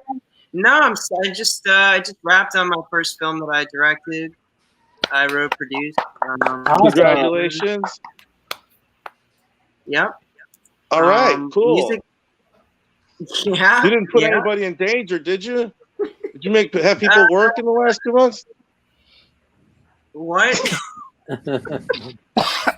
I heard you were doing reshoots without masks. Yeah. All right, well, Hollywood's got to make money, honey. That's right. Horatio, talk to us about Big Lake. What do you remember? What are your favorite memories from it? Well, I remember being how insane it was that we lost our lead, I think 2 weeks before we started shooting, right? Something like that. Yeah, maybe a week. Yeah, about. And I don't know what happened. Like usually I don't say stuff like, "Hey, we're not getting along with this guy" or anything, because we basically didn't know him. This was only after a couple read-throughs. Right. So it wasn't anything personal. We didn't really know the guy, but I met him. But anyway, so that's how it started. And then, it was just like we were always behind the 8 ball all the time. So it just felt fun. And, it's exciting that all this stuff, we had to write, we had to really work hard on that thing. Yeah. Yeah. Horatio, this is Watto, the Toydarian speaking. Hi, what's up, Watto? Not too much. Haven't seen you in a long time. We know. heard. No, what you're I'm going not to say, buying Rod? droids anymore, dude. I know. I just stopped even emailing you and asking because I know you were trying to quit the habit. Yeah, and it said like just go down there if you don't want to receive these emails anymore, and I did that too. Yeah, no, I know. I struck out there. I know, and I kept sending them a little bit longer after that. But how you doing, man? Not great. How I are the wanted to wings? ask Are you still floating around pretty good? Oh yeah. I'm fluttering up a storm these days. You know, mostly at home, but yes. I hope you're giving some. I hope you're giving everybody good deals out there. Don't you know me? Never. Oh, you cheap, whatever you are. I mean, let's call it what I am. I'm a Jew, right? We know how I'm coded. Oh, I don't know, man. I don't know. I can say I have the right to say this because I'm Jewish. I mean, Horatio, there's a lot of races to besmirch. it's true. Earlier in our live stream, we heard that Comedy Central did not want to pay for a rap party, and that you paid for the Big Lake rap party. Can you weigh in on that? Oh, well, that makes sense. I mean, if you think about it, if you do the math, Comedy Central is not famous for the cash. So yeah, maybe I think it was either that or there was no real other option other than doing something at the theater. But we wanted to wrap near the studio, so we rented out the back of a bar there and had a fun party where our script supervisor just told us the craziest sexual details of her life. And she was like the 7-year-old lady who's just got high for the first time in a long time. And we're just going on about all the guys she got, had sex with and all her, and she was just calling us kind of like lightweights for not having sexual adventures like she did. No, wait, I want to correct something because the rap party was in Long Island City. They paid for that, but we had a premiere party at a ping pong bar in Chelsea. That's what you paid for, Ash. Oh, okay. And I think the question that came up is someone found their invite and the email address to RSVP was biglake2010@gmail.com. And all day people have been wondering if you know who has the password for that so we can access biglake2010@gmail.com. Because I'd love to make that my personal email address.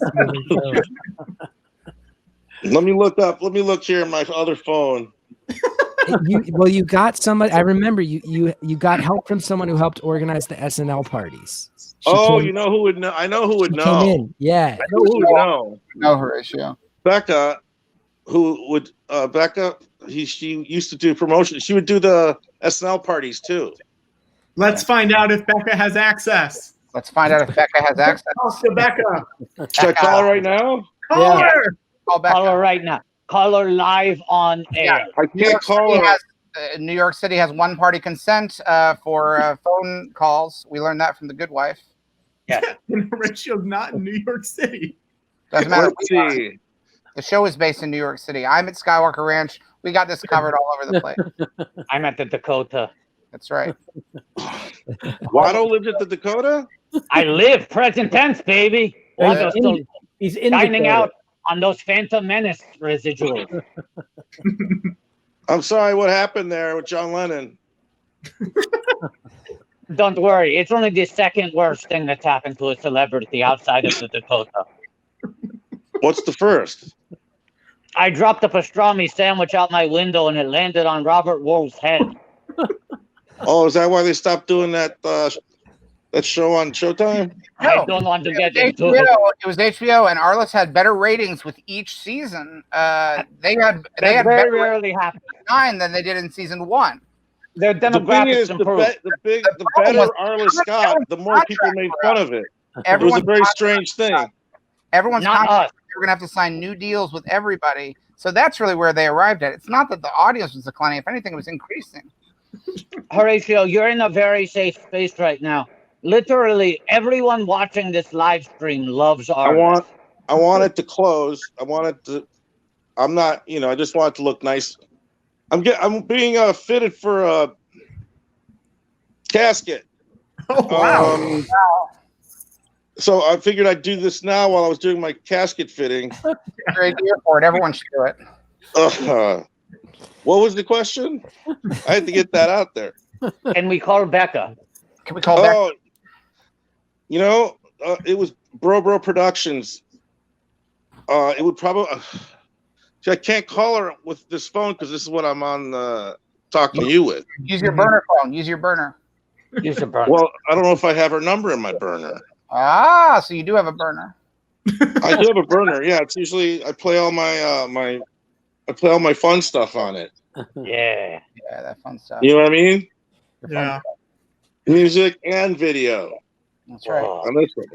I have to jump in and let everybody know I got to go help put my son to bed. Humble brag. Oh, wow. Yeah, times have really changed in the past 10 years. You know, How old the is baby he? boy grew up. He's 16 months. Oh, wow, that's great. It's 16 pretty months. awesome. That's 15 Great. more months, basically, than it took to air the entirety of Big Lake. Now, It's true. They Gethard, did, I mean, 16 months and 2 weeks. They crammed all the big lakes onto the air and forgot about them. Gethard, if we get up to 8,350, that's $15. Will you bring him on the stream? No, he's naked in the tub right now. That would be inappropriate. Yeah. That's disgusting of you to even ask. Yeah, Patrick, that So, was so weird. is my son, but he's 22. Ah, But I just want to thank everybody, and it was so great to catch up with everybody throughout the day, and so many old friends, and also, you know, I think the Big Lake experience fueled everything that came after in my career, but it was also such a whirlwind, and those reviews were so rough, and I think this was very cathartic and put some demons to bed as well. So thank you for organizing it and doing it. right. Yep. Well, because that's the thing. I imagine, Chris, that there were times when you regretted Big Lake, but I would imagine from the place you are now, as you look back, it's hard to imagine. Everything's so interconnected. It's hard to imagine so many things that have been wonderful have happened since then, and the connections that you made and the bonds that you made with the people that you were making it with. Well, absolutely. I do think, you know, coming off the show, I remember what my distinct thought, because I was doing such weird stuff at UCB before the show. And I remember thinking to myself, man, if I'm going to get like creamed in reviews ever again, it's got to be for stuff that is mine, you know? And that really is what made me start pushing my own stuff hard. And that's why I did the public access show, which was like a weird thing to do less than a year after starring in a sitcom, but it all worked out, and it led to me writing books, and it led to, you know, any recognition I have, everything since, let alone the fact that I met my wife through the show. I have a son now. So it's like so much of that motivation was just like, yeah, this right here is an extension of that. So it's And like, you know, those guys who wrote those reviews, they just didn't raise tonight $8,000 for no, water. not at all. They've never done The it. water down, you know, they never touched what we experienced. You know, that's why They've actually tried to block people from having access to water. And I would actually say, and I've always said this too, George, you said like, I must regret it on some level, but there was never a moment. There was never a moment. I remember as soon as it got canceled and as soon as those reviews started coming out, I remember thinking to myself, like, you know, everybody told me like, oh, McKAY and FERRELL and Horatio and Parnell, and it was so exciting. And then it went the wrong way. But if you told me FERRELL, McKAY, Horatio, Parnell, and also like, and hey, here's how it's going to end in 4 months when it airs, I'd still go, fuck yeah, sign me up, man. Like, work with fun people, do a good thing, you know, experiment, make money for the first time in my entire life, and go through the experience. And then along the way, I mean, Dylan and Don are sitting here, let alone like everybody, you know, everybody down the list, like George Lucas. You have George Lucas. But no, I mean, I got to work with fucking James Rebhorn. You know what I mean? Like, I'd put me on a show that bombs if I get to hang out with James Rebhorn. You know, Really? He told me a story about how he got to start acting, dressing up as Batman, opening up shopping malls. Like, I want to sit around on a set with James Rebhorn and hear that fucking story, and I'll take bad reviews for that. You know, fuck. Yeah. Also, reviewers, there's an art to reviewing, but most of them, they need us to fucking fuel their clicks. So yeah, and I'll paraphrase one of those critics. The water that we are raising money to help clean won't just be clean; it will be shockingly clean.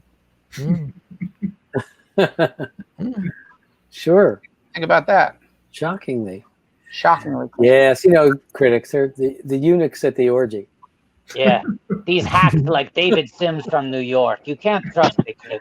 We don't There's like. some good ones. Alan Sepinwall is great, but some of the internet publications that were so vicious, it's like, well, you have somebody who's telling you get as many clicks as you can, and that's fine, man. I got to hang out with my friends and make cool shit and cry in my dressing room while Don Scardino cradled me like a baby in his arms. You know, like I wouldn't trade that for the world. There you go. Good night, everybody. Great. Good night, Josh. All right. Horatio, we have a very important question. Yeah, Big Horatio. question, Josh. Yeah. Where is Glenn today? Where is Glenn Cordoba today? What's he up to? Lots of actors write the big character backstory before they start the project, but you're famous for writing the character afterward. Right. Yeah. Well, he ended up moving out to Nevada, Mm-hmm. and now he operates a junkyard, and he has a black son, and they just insult each other back and forth, and just Cordoba. it's a really fun little thing. Cordoba. Nova and Son. Yeah. Oh, that's good. Well, I like to have a nice filled out little idea of what the character's going to be, and sometimes it takes me about a day, or sometimes it's like 20 minutes. And this was one of those 20 minutes, and we appreciate it. I'm not sure. I can't remember. Yeah. Can't remember. George, what are you doing? I'm trying to get him to line up. I don't know why this is so hard. Trying to get. I don't know why it's so hard to do. You're trying to make it a continuous image like a Playboy centerfold. Yeah. If you stood up in your middle shot, Dylan would be at your head. Oh, stand up. Yeah. There you go. Hold on. This is correct. There you go. No, There you go. Come on. George. Come on, Patty. Listen, guys, I'm gonna book too. I gotta go. All right, Don. Bye, Donnie. Thank you, Don. Nice to see Great you. to see you, Dylan. Great to see you, Dylan Don. Patrick. Thank you for asking Love me seeing to you, play man. along. You're an awesome dude. Thank you for coming. Yeah, you too. You too. Thank you, Don. Nicest man in Good Hollywood. guys. Bye. George, you're going to lose it in a second. It's not going to work. Nope, it's not Oh working. no! You lost it. Oh No. no! No! I'm George. I'm the same George. No!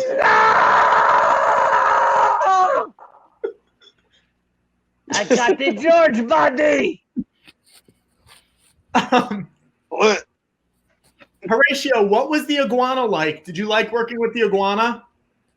The iguana was so cool, but it was I loved how it felt. It felt like plastic, Mm-hmm. and I love plastic. And I was a little allergic to him. Like, he scratched me, and it got real like puffy. Oh wow! So yeah, he had like crazy claws. This is a fucking crazy thing, but God bless him. I've never touched a lizard since, I don't think. That's good. George, can you come back? Hold on. Come back and talk to us, George. Hey, what was it, Horatio? How is it different working on The Mandalorian than working on Big Lake? I mean, it's a very similar setup. We recorded everything in a volume, which is a 360-degree surrounding a set with optics that you can be anywhere. And we used that at Big Lake at first, and then Disney ended up buying it, and your company got involved. And so, yeah, I mean, it was like it's like with a lot now. I've seen you on the set. Yep. I'm cool. I know you're working hard. I don't want to get in your way, but yeah, man, thank you so much for like you have very big, great meals all the time. That's right. I love chilies. You ever eat Chili's food? Stir fry. Yeah, you have chilies. You have chicken chili. You have beef chili. You have veggie chili. You have turkey chili. I'll eat noodles. You made noodles. You made stir fry. You had for everybody there. I love that. Like I said, like you guys even had one time you rented a pizza oven. Mm-hmm. and that's what we had for dinner. Like everybody had their own fire oven pizza. That's right. And it's just a marvel to see how things happen. Finally being able to walk into my dream with you, and I just want to say thanks. Disney Marvel to see things happen, isn't it? Yeah. Now you were a character who you were a connective character, because first of all you sort of helped to introduce the Mandalorian series. Like your character was in one of the crucial early sort of sequences of the show in the first episode, and you did something very notable, which is that you brought Life Day, which was from the holiday special, fully into the current day Star Wars canon. Yeah. You like that? Yeah, I actually do. The thing is, I used to be very uptight. You should like that. I used to be very uptight about the holiday special, but the past decade, I've done more stuff at UCB. I've sort of gotten into, I like alt comedy now. I watch Beef House on Adult Swim from Tim and Eric. And I see that the holiday special is basically an Adult Swim show decades before Adult Swim existed. I've always said that. Mm-hmm. I've always said that. And I think you were perfect with your comedy pedigree and with your wild streak as a comedian. Because I think, Horatio, you'll forgive me for saying so, I think you've always had a wild streak. Oh. You know who has a wild streak? Is Luke Skywalker. He's had a better run for you. That's a good point. Yeah. But thank you very much. And you've done great stuff as well. I mean, not even if you step outside of the Star Wars world. Yeah. Feel free. A lot of good stuff. Indiana Jones. Indiana Jones. Red Tail. Strange Magic. My friend, I almost did Apocalypse Now. That was my idea. Did you know that? I didn't know that. You played my buddy Francis in a movie that was unreleased for a long time, but I believe it's available now on Amazon Prime. That movie that Franco did, right?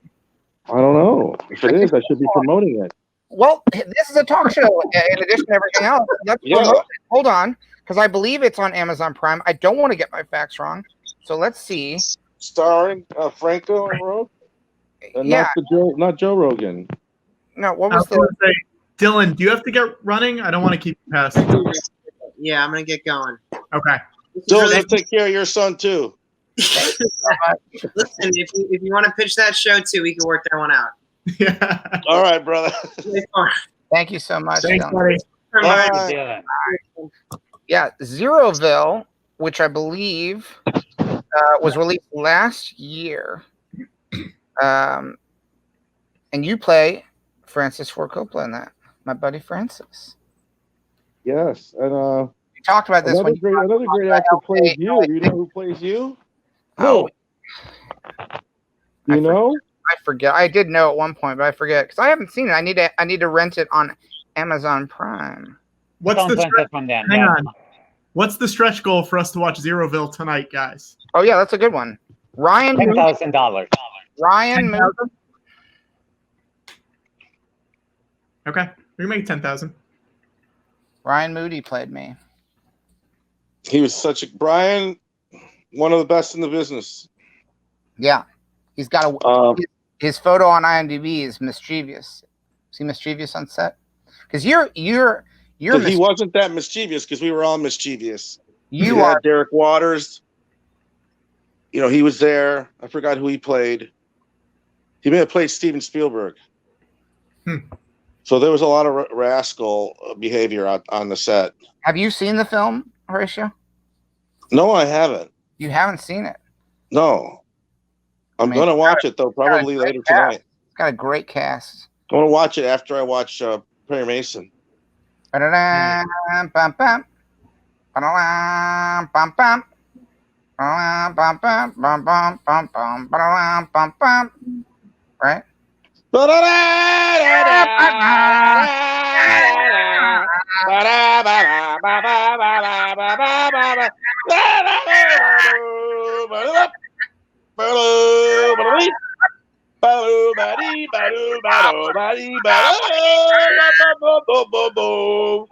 And now, Perry Mason on HBO. They say that? They do.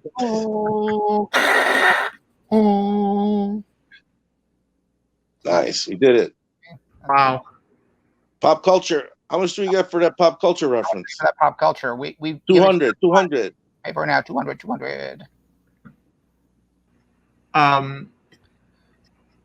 Rachel, you seem like you're having a good Sunday. Would you say that's too. accurate? Would you say that's accurate? Did I have a nice Sunday? Today, yeah, it's still happening. I did have a nice Sunday. I am having a nice Sunday. I haven't done much. It's still pretty hot. I just went to purchase marijuana. The only thing I've done today. You like that? Congratulations, Harish. I like it. It's fun. You know, it's like for me, it's like going to buy a comic book every week. Right. Only you're the lead character. I'm the hero. You're the hero. You're the hero. Baby. Oh, baby. These Big Macs are really starting to get to me.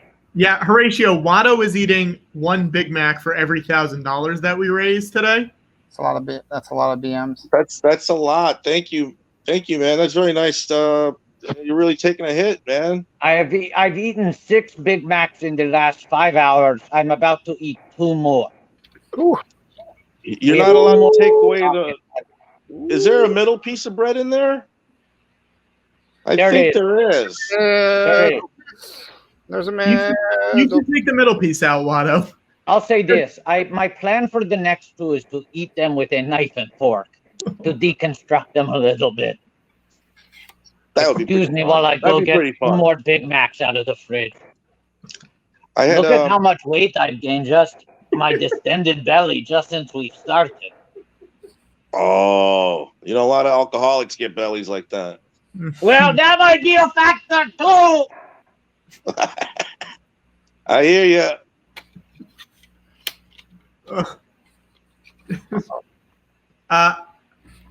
Horatio, it's going to be really hot in LA this week, right? Very hot. It's going to be 100 tomorrow. You guys visiting? I wasn't planning on it, but I'm not going to come down here. George is up in Marin County right now. Marin County, Skywalker Ranch. Oh, well, it's going to be hot up there. I hope you have a pool. I got everything on a lake. I know. You ever been up here, Alicia? No, I haven't. You should come up. You should come up and get high in the library. Get high in the library? Yeah, I'll let you. Wait, I love that angle. I love that angle, dude. Yeah. You're always working, brother. You're always working it. About the library, George. I feel like he'll appreciate this. Horatio, you'll like this. So, the library at Skywalker Ranch has the stained glass window. It's gorgeous. And I had it commissioned. I had the stained glass window commissioned. This was in the early 1980s. And the man who made the stained glass window cuckolded me with my first wife. She left me for the stained glass man. And I kept the stained glass. I'm sorry, man. I did. No, don't. I'm the one who got the stained glass. They split up. I still got the stained glass. I won. But every time you go in there to read a book, do you get a little mad about what happened? Not that mad. I have a good life. I have a good family. Everything's good. That's true. You have your own family and stuff. Look at that stained glass. That's beautiful. That's better than. I'm the winner of that. I got the stained glass. I don't need to take it down because I'm confident in who I am. You got the stained glass and you got the life. You got the good life. I got the good life. Horatio, you got it. I know you got it. You got that good life, right? Oh, yeah. Yeah. Got to, man. What the fuck are we? If we're not living the good life, what the fuck are we doing this for? I watch The Good Wife on CBS All Access, and I live the good life when I'm not watching it. Oh, brother. Oh, brother. I love you supporting those streaming services. Can I tell you a secret, Horatio? Yeah. This is true. There was a period, because I'm always trying to I'm a storyteller, and I've been doing comedy with this talk show for a while, and I'm always trying to do fun things. Mm-hmm. There was a period earlier today, we were watching Big Lake on the stream, and everybody's having fun. And I got quiet for a while. And everyone was talking, so I didn't feel pressure about it. And I don't, and this is going to be disappointing because I don't have anything to show for this before I say anything, so don't get your hopes up. But I spent probably about 45 minutes trying to write Big Lake parody lyrics to a Wet Ass Pussy song. I couldn't So what do song? WAP. Oh yeah, what? What ass do you know what? Yeah. And yeah, and I was trying to write, the closest I got was Big Ass Lakey. I couldn't, and it was just exhausting. I was just like, I can't do this. Like, I looked at those lyrics, and I was really looking down. I'm like, is there anything? Is there anything in this? And I was like, I'm not gonna be able to do this. Big Ass Lakey, right? Yeah, Big Ass Lakey. I was like, that's good. But then I was just having trouble. I got that big ass Lakey. I got that big ass Lakey. Get out. Fucking animal for that big ass Lakey. And it was just too hard to drill down in the specifics. And then I was sad for about an hour after that. I appreciate it. I appreciate the thought. Yeah. And I know what it's like to bail on something. Sometimes you have to, like bail Organa. I hear you. But yeah. I was like, there's some Josh in this house. That's how I started. There's some Josh in this house. There's some Josh in this house. The parents would be saying, there's some Josh in this house. And well, one of them's dead. One of them's dead, so. Yeah. Well, I mean, you can always ease up. An actor. You can always just ease up. You heard Gethard's story. I mean, I know it made you well up. Yeah. And so we can't have them in the video. That's right. But what were we talking about? You're not doing it. You didn't do it. So who cares? This is just from some friends talking. This is just the guy who made Star Wars and the star of the first episode of The Mandalorian, Star Wars The Mandalorian. Talking like pals. Thank you for letting me in, brother. Hey, I wouldn't have it any other way. Horatio, you coming back for season 2? When they're gonna thaw that guy out, you're in the carbon freeze, man. You got to study the way Harrison did it, because he's the one who laid the template for how you act. You gotta be like sweaty, and you gotta be like, oh, Boba Fett. Yeah. Like, I hope they show that guy thaw out. They made me watch that for Jon Favreau made me watch that for like 2 days. I had to watch just that one part. Yeah. And he's like, get it right, because continuity's number one here. And I was right. like, all right. Yeah. And he's like, no, all right, do it. And I was like, okay. He's like, okay. And then I was like, are you having a bad day or what? He's like, yeah. Yeah. But that's I was happy to be there. And I can't answer right now whether I'll be back. No, but I made you sign something. If you were back, I bet they would have made you sign something, so it's a surprise, because they're really good now they kept Baby Yoda a surprise. Exactly. Even though it probably cost them a little short money, they got that long money because the demand built up for Baby Yoda stuff. And when the Baby Yoda stuff hit the pipeline, everyone wanted it because they'd been deprived of it for the first 6 months. George, I got to tell you something. Yeah. True story. That's all I want. I went to 7-Eleven in East LA, Los Angeles. Yeah. And 2 weeks ago, I went in there and I bought myself a little stuffed Baby Yoda. Beautiful. Spent my own money on it. Didn't call a studio. Didn't call up John. Didn't call you. No. I went in there and I just bought my own Baby Yoda. And you know what? 2 weeks later, they're all gone. Yeah. All of them. Yeah. Lucasfilm. Cha-ching. Cha-ching. Cha-ching. Cha-ching. Cha-ching. I bought that at Target about 40 minutes from where I'm at right now. That's George, what kind of price did you get on it?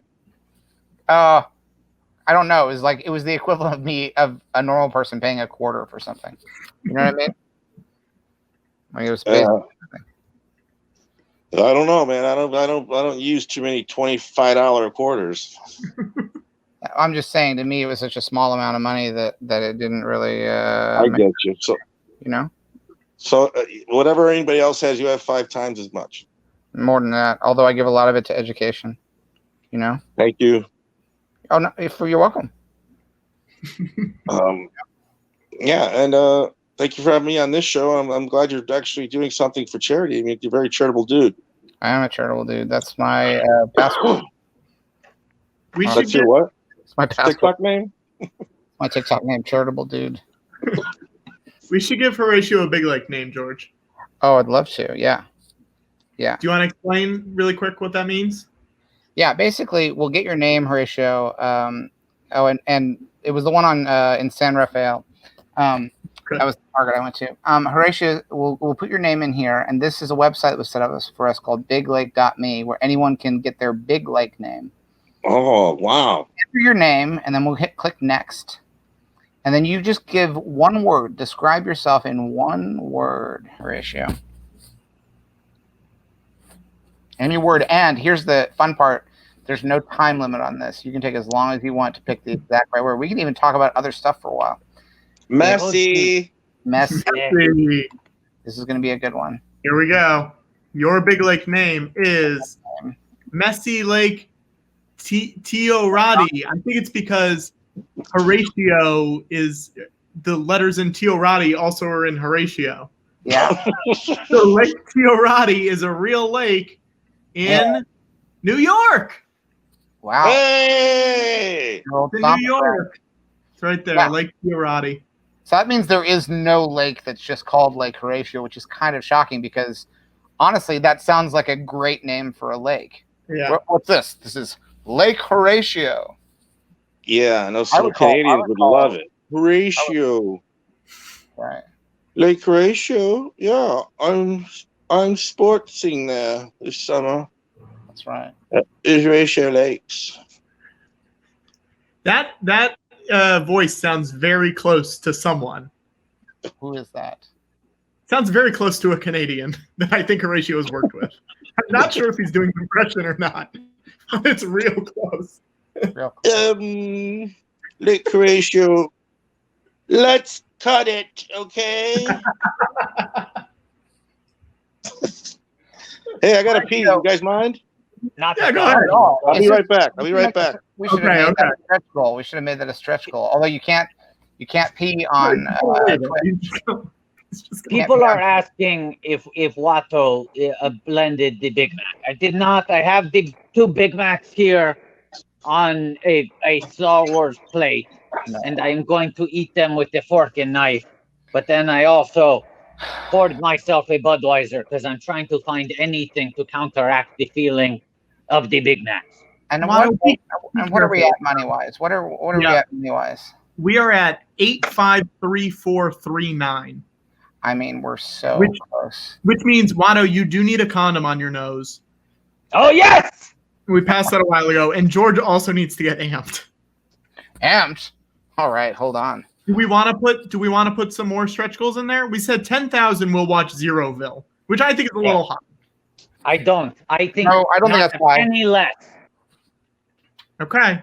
Well, guys, keep giving. And also, $4. If you give $4, if a bunch of you give $4, we'll make a lot of money for a very good cause. We want to hit 10,000 tonight, and I think we can. I think we can get past our last record. Oh, look at this. We got a dog. We got a dog. We got the dog. Oh, everyone donate for the sake of this dog. Donate.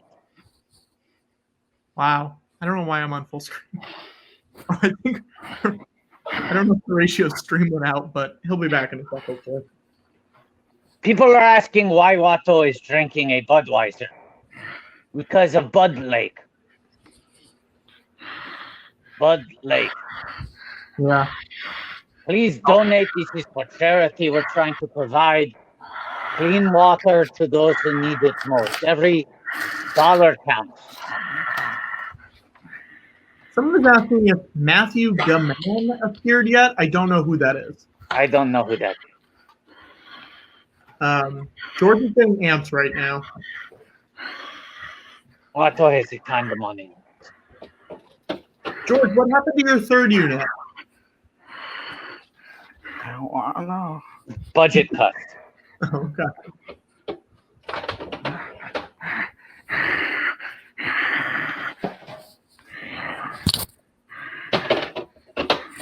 Very quiet, George. You should be louder. Do that, Nance. Oh, no.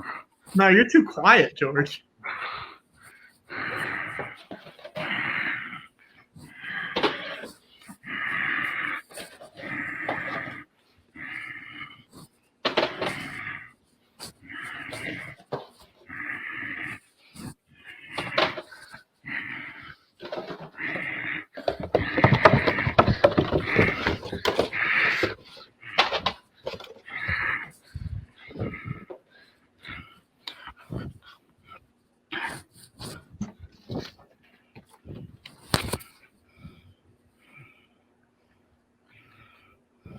People are asking. I'm not asking anyone to give up their Big Lake hat for a donation. I can't. Too rare. It's too rare.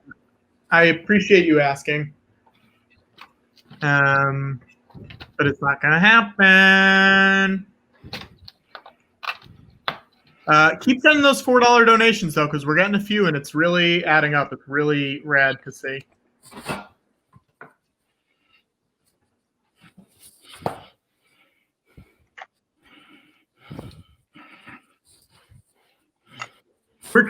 We are $1,400 away from getting 10,000, which really, in the grand scheme of things, not a lot. Not a lot of money. Not a lot. It's a lot of money, but in our grand scheme of fundraising, not a lot of money. No. A drop in the bucket. I think we should maybe start Lake Placid as soon as Horatio. No? Yeah. I think let's wait a few minutes. We'll see if Horatio is coming back, and if he's not, we will start. Wait, are we watching His Lake camera Placid? is What was the goal for blocked. Lake Placid? We passed it. It was 7,500. So we're watching Lake Placid. Now, what is Lake Placid again? It's a crocodile horror comedy written by David E. Kelly. David E. Kelly from Big Little Liars? Yeah. Yes. Now, And how this is more like a Big Little Lake. Big Little Plastic. Lakes? Well, I believe it's on Amazon Prime for $3.99. I'm not sure if Horatio's coming back, so maybe we do start. Let's just wait. Oh wait, I was going to get amped. Uh-oh. Going to get amped. Uh-oh. I thought I was going to get amped. I thought I was going to get amped. I thought I was going to get amped. I thought I was going to get amped. Da da da da da da da da da. Oh, it's very strong banana flavor. Oh my God.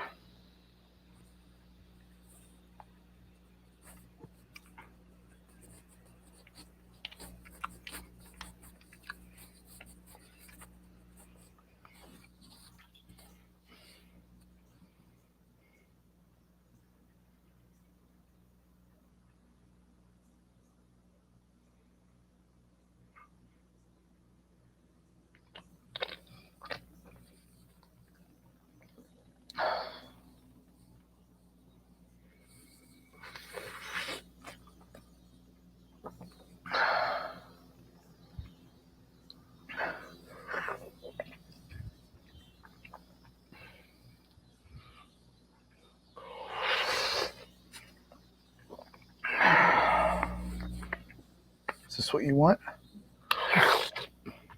Is this what you paid for? Or is this what you wanted? Is this what you paid for? Is this what you wanted?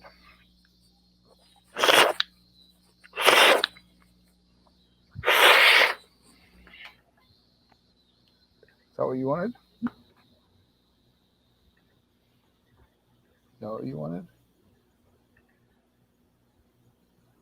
Is that what you wanted? Is that what you wanted? Is that what you paid for? Is that what you wanted? Is that what you paid for?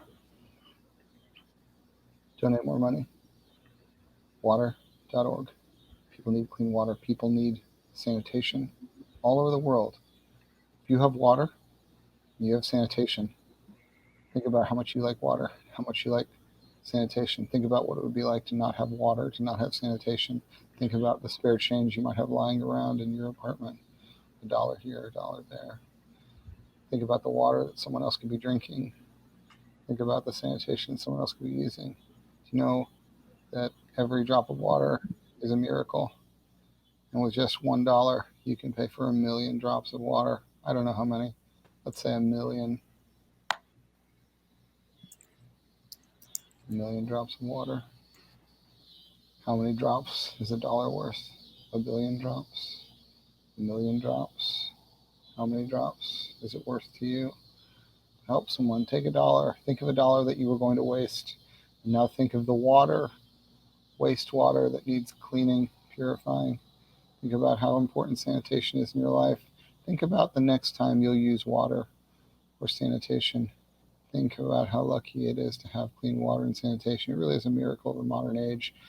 People in other centuries that didn't have clean water would be lucky to be in a position. We didn't have the technology then. We didn't have the ability to do it, and now we do, and we can do it for relatively little money. We can achieve a lot, even if. Look at this. Look at this. I have a can of water with bubbles in it. It's clean. I can drink it. I drink the water. I love it. I drink the water and I love it. I love to drink the water. Now imagine if this water was filthy and it killed me. I wouldn't like that. Look at this. I drink it because it's clean. The reason I drink the water, I mean, I drink the water because it's refreshing, but I drink it because it's clean water, because it's safe, because I know that I can drink it and not feel like I'm going to get sick from the water. I might actually feel better after drinking the water because the bubbles have a calming effect on my stomach. They calm my stomach. If I have a stomach that's feeling bad, the water helps me, and you can help people with just a few pennies, a few dollars. Just take $1 here, take $1 there. Take $1 and put it everywhere that goes to water.org. That's what we're here today about. We had fun watching that show for free because of a pirate who helped us, a good pirate. He sailed the 7 seas of Big Lake, and he made it so that we could watch a show that's otherwise unavailable. He made it so we could enjoy stories from a decade ago. The story of Josh Franklin, a young man who made a mistake. He made a mistake and he had to move back with his family. And we got to enjoy it for free today, thanks to a pirate. Well, what do pirates do? They plunder. In olden times, they would sail the 7 seas. God, that's refreshing. If you have clean water, I want you to do me a favor. Go now to wherever the nearest clean water is in your home, whether it's an apartment or a house. Go find that water, pour yourself a glass. Pour yourself a glass, or if you have a can of seltzer, as is my preference, I prefer water with a little bit of bubbles in it. But I could drink still water if I wanted to. I bathe and shower using clean, still water. It comes from pipes. Think about that. What a miracle that is, a pipe. I mean, a pipe can be used for so many things. It can be used to smoke tobacco, a deadly thing. It can be used to kneecap an opponent in the Olympics, a horrible thing. Or pipes can be used to bring clean water into your home, for yourself, for your loved ones. Get that water. Do you have it yet? If you didn't get the water, go get the water now. It's just going to be the same stuff for the next 30 seconds to a minute. You're not missing anything. Go get the water. Get yourself a glass of water or a can or a bottle, whatever you have that's fresh, clean water. Go get it. You're going to give yourself a treat. And I know it won't seem like a treat, but if you think about it, having access to clean water is such a treat. It's such a blessing. It's such a wonderful thing to be able to have. And we're lucky to have it. And are you ready? You have your water? Let's drink it together. No more talking. Let's just enjoy the water. Okay, together? All right. 1, 2, 3. Who counts up, right?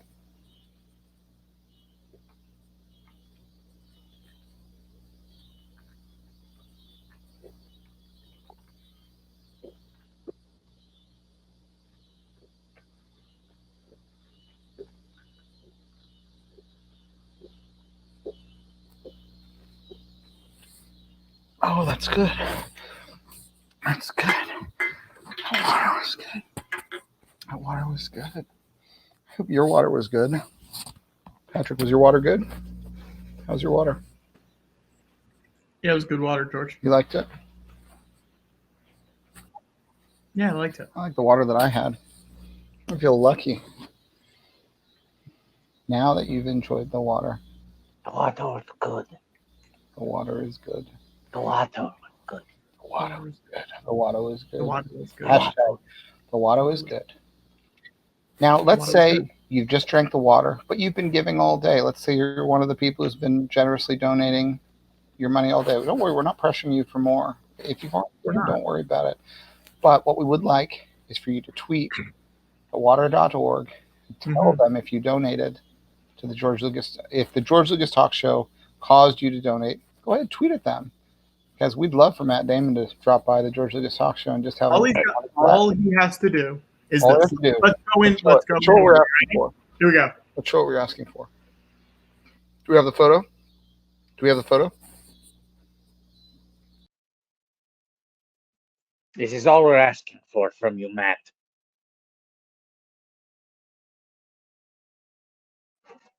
We will not bump you. We will not pull a Kim. Come by the show, grace us with your presence, give us one of these, and then you can leave.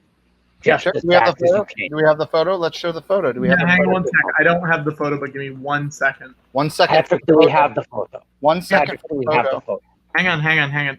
Whoa, Can wait we a show the second. photo? Why do I get the feeling that 1 second for the photo is kind of like 15 days to stop the spread? I know. It's like I thought- we asked him for the photo and he takes it now. He's not taking an hour. He's not taking an hour. That's all we want. Elysium, watch that. Please didn't watch that hand wave. Elysium, watch that hand wave. If anyone has access to Damon, please, for the love of God, For the love of burn God. that ass. Burn it, baby. Burn it. Goodwill burning that ass. Can we say something else? Because not everyone has access to Matt Damon. For No. example, No. we don't have access to Matt Damon. No. But if you've been watching this for the last 6 hours now, you've already donated your time and your money. We ask you, maybe reach out to one person in your life and ask if they would be willing to donate $4 to us. Yeah, let's make a list of friends and make 2 columns. And one column is, let's call them the $No friends. And the Yeah. other column is the $4 friends. And in Yeah. the $No friends column, these are people that you would not be comfortable asking for even a single dollar No. of their donation money. Either because you're not close enough or because they're very stingy with the money. Or they could be in a bad position. They could be They in a could be in a rough bad position. place. Yeah. It's a bad time. A lot of people can't afford it. Don't even ask them. Don't Do burn not. those. And there's no shame in being a No. $No friend. There's no shame in that. We're We just don't asking all to have make Phantom Menace residuals to live off, to But- keep us afloat in this pandemic. you might only have one $4 friend. And you think like, oh, I know this guy. He's got loads of dollars and he loves to give them out. And he's always dropping money on the floor and saying, I don't care. I don't need it. That guy might be a $4 friend. He Yeah. might be a $4 friend. He might.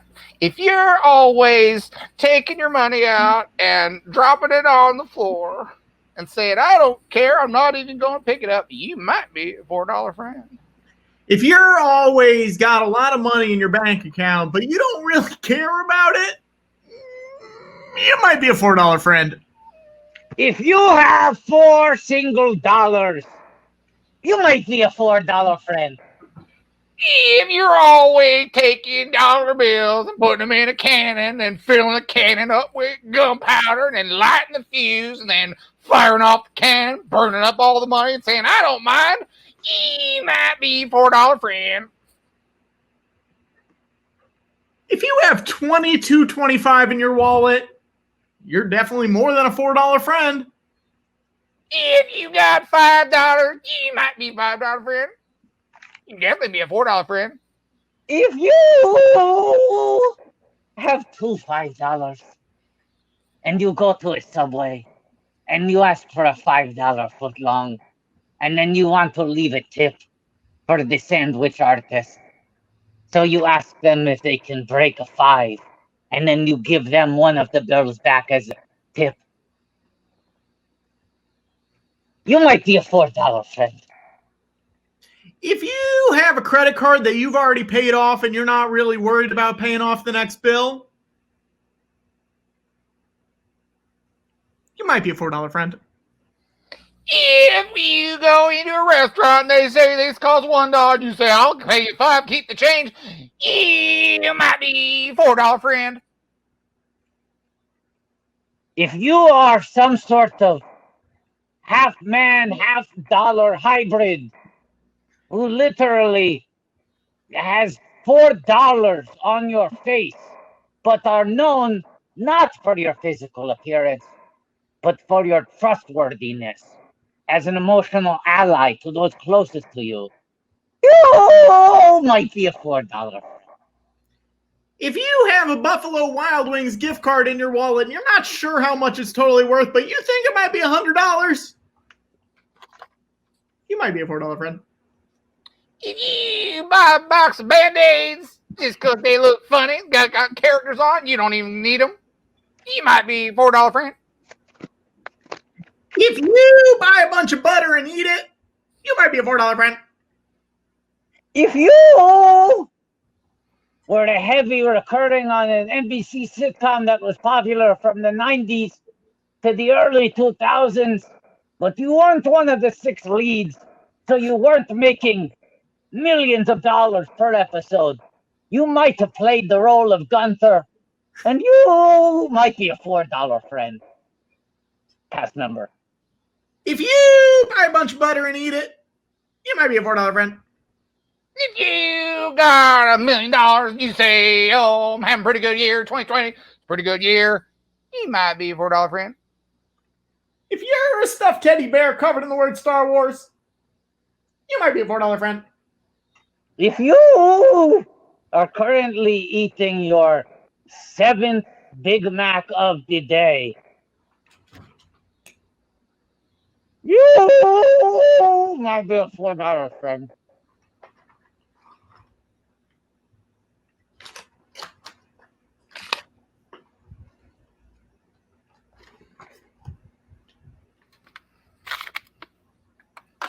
And so that's all we're asking. $4. Just talk to some of your friends. Make a list before you call them. Make a list of your $4 friends. Make a list of your $no friends. Do not call the $no friends and ask them to give money to water.org. But even if you only ask 1 or 2 or 3 or 4 of your $4 friends, well, think about that. One $4 friend, that's $4. 2 $4 friends, that's $8. And so on and so forth. And before you know it, you've helped a lot of people just because you wanted to help.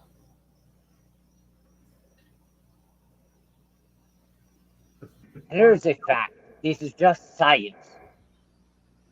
The Wendy's fast food chain currently has a promotion with their 4 for $4 combo, where you can get 4 items for $4.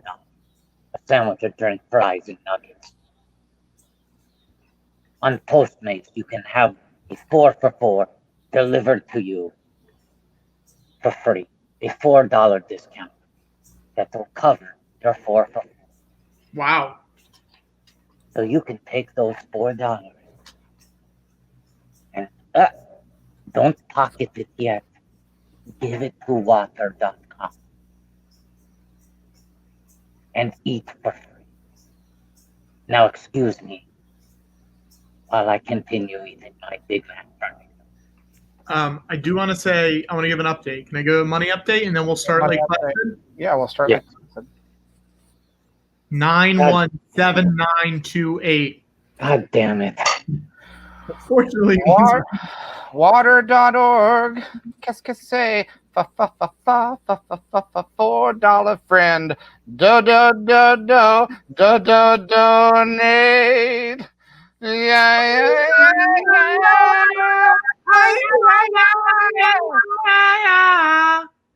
Hey, George. Yeah. I think the regular show's done at this point. Oh, well, in that case, I'd like to say, Watto, Patrick. Yeah, George? Thanks.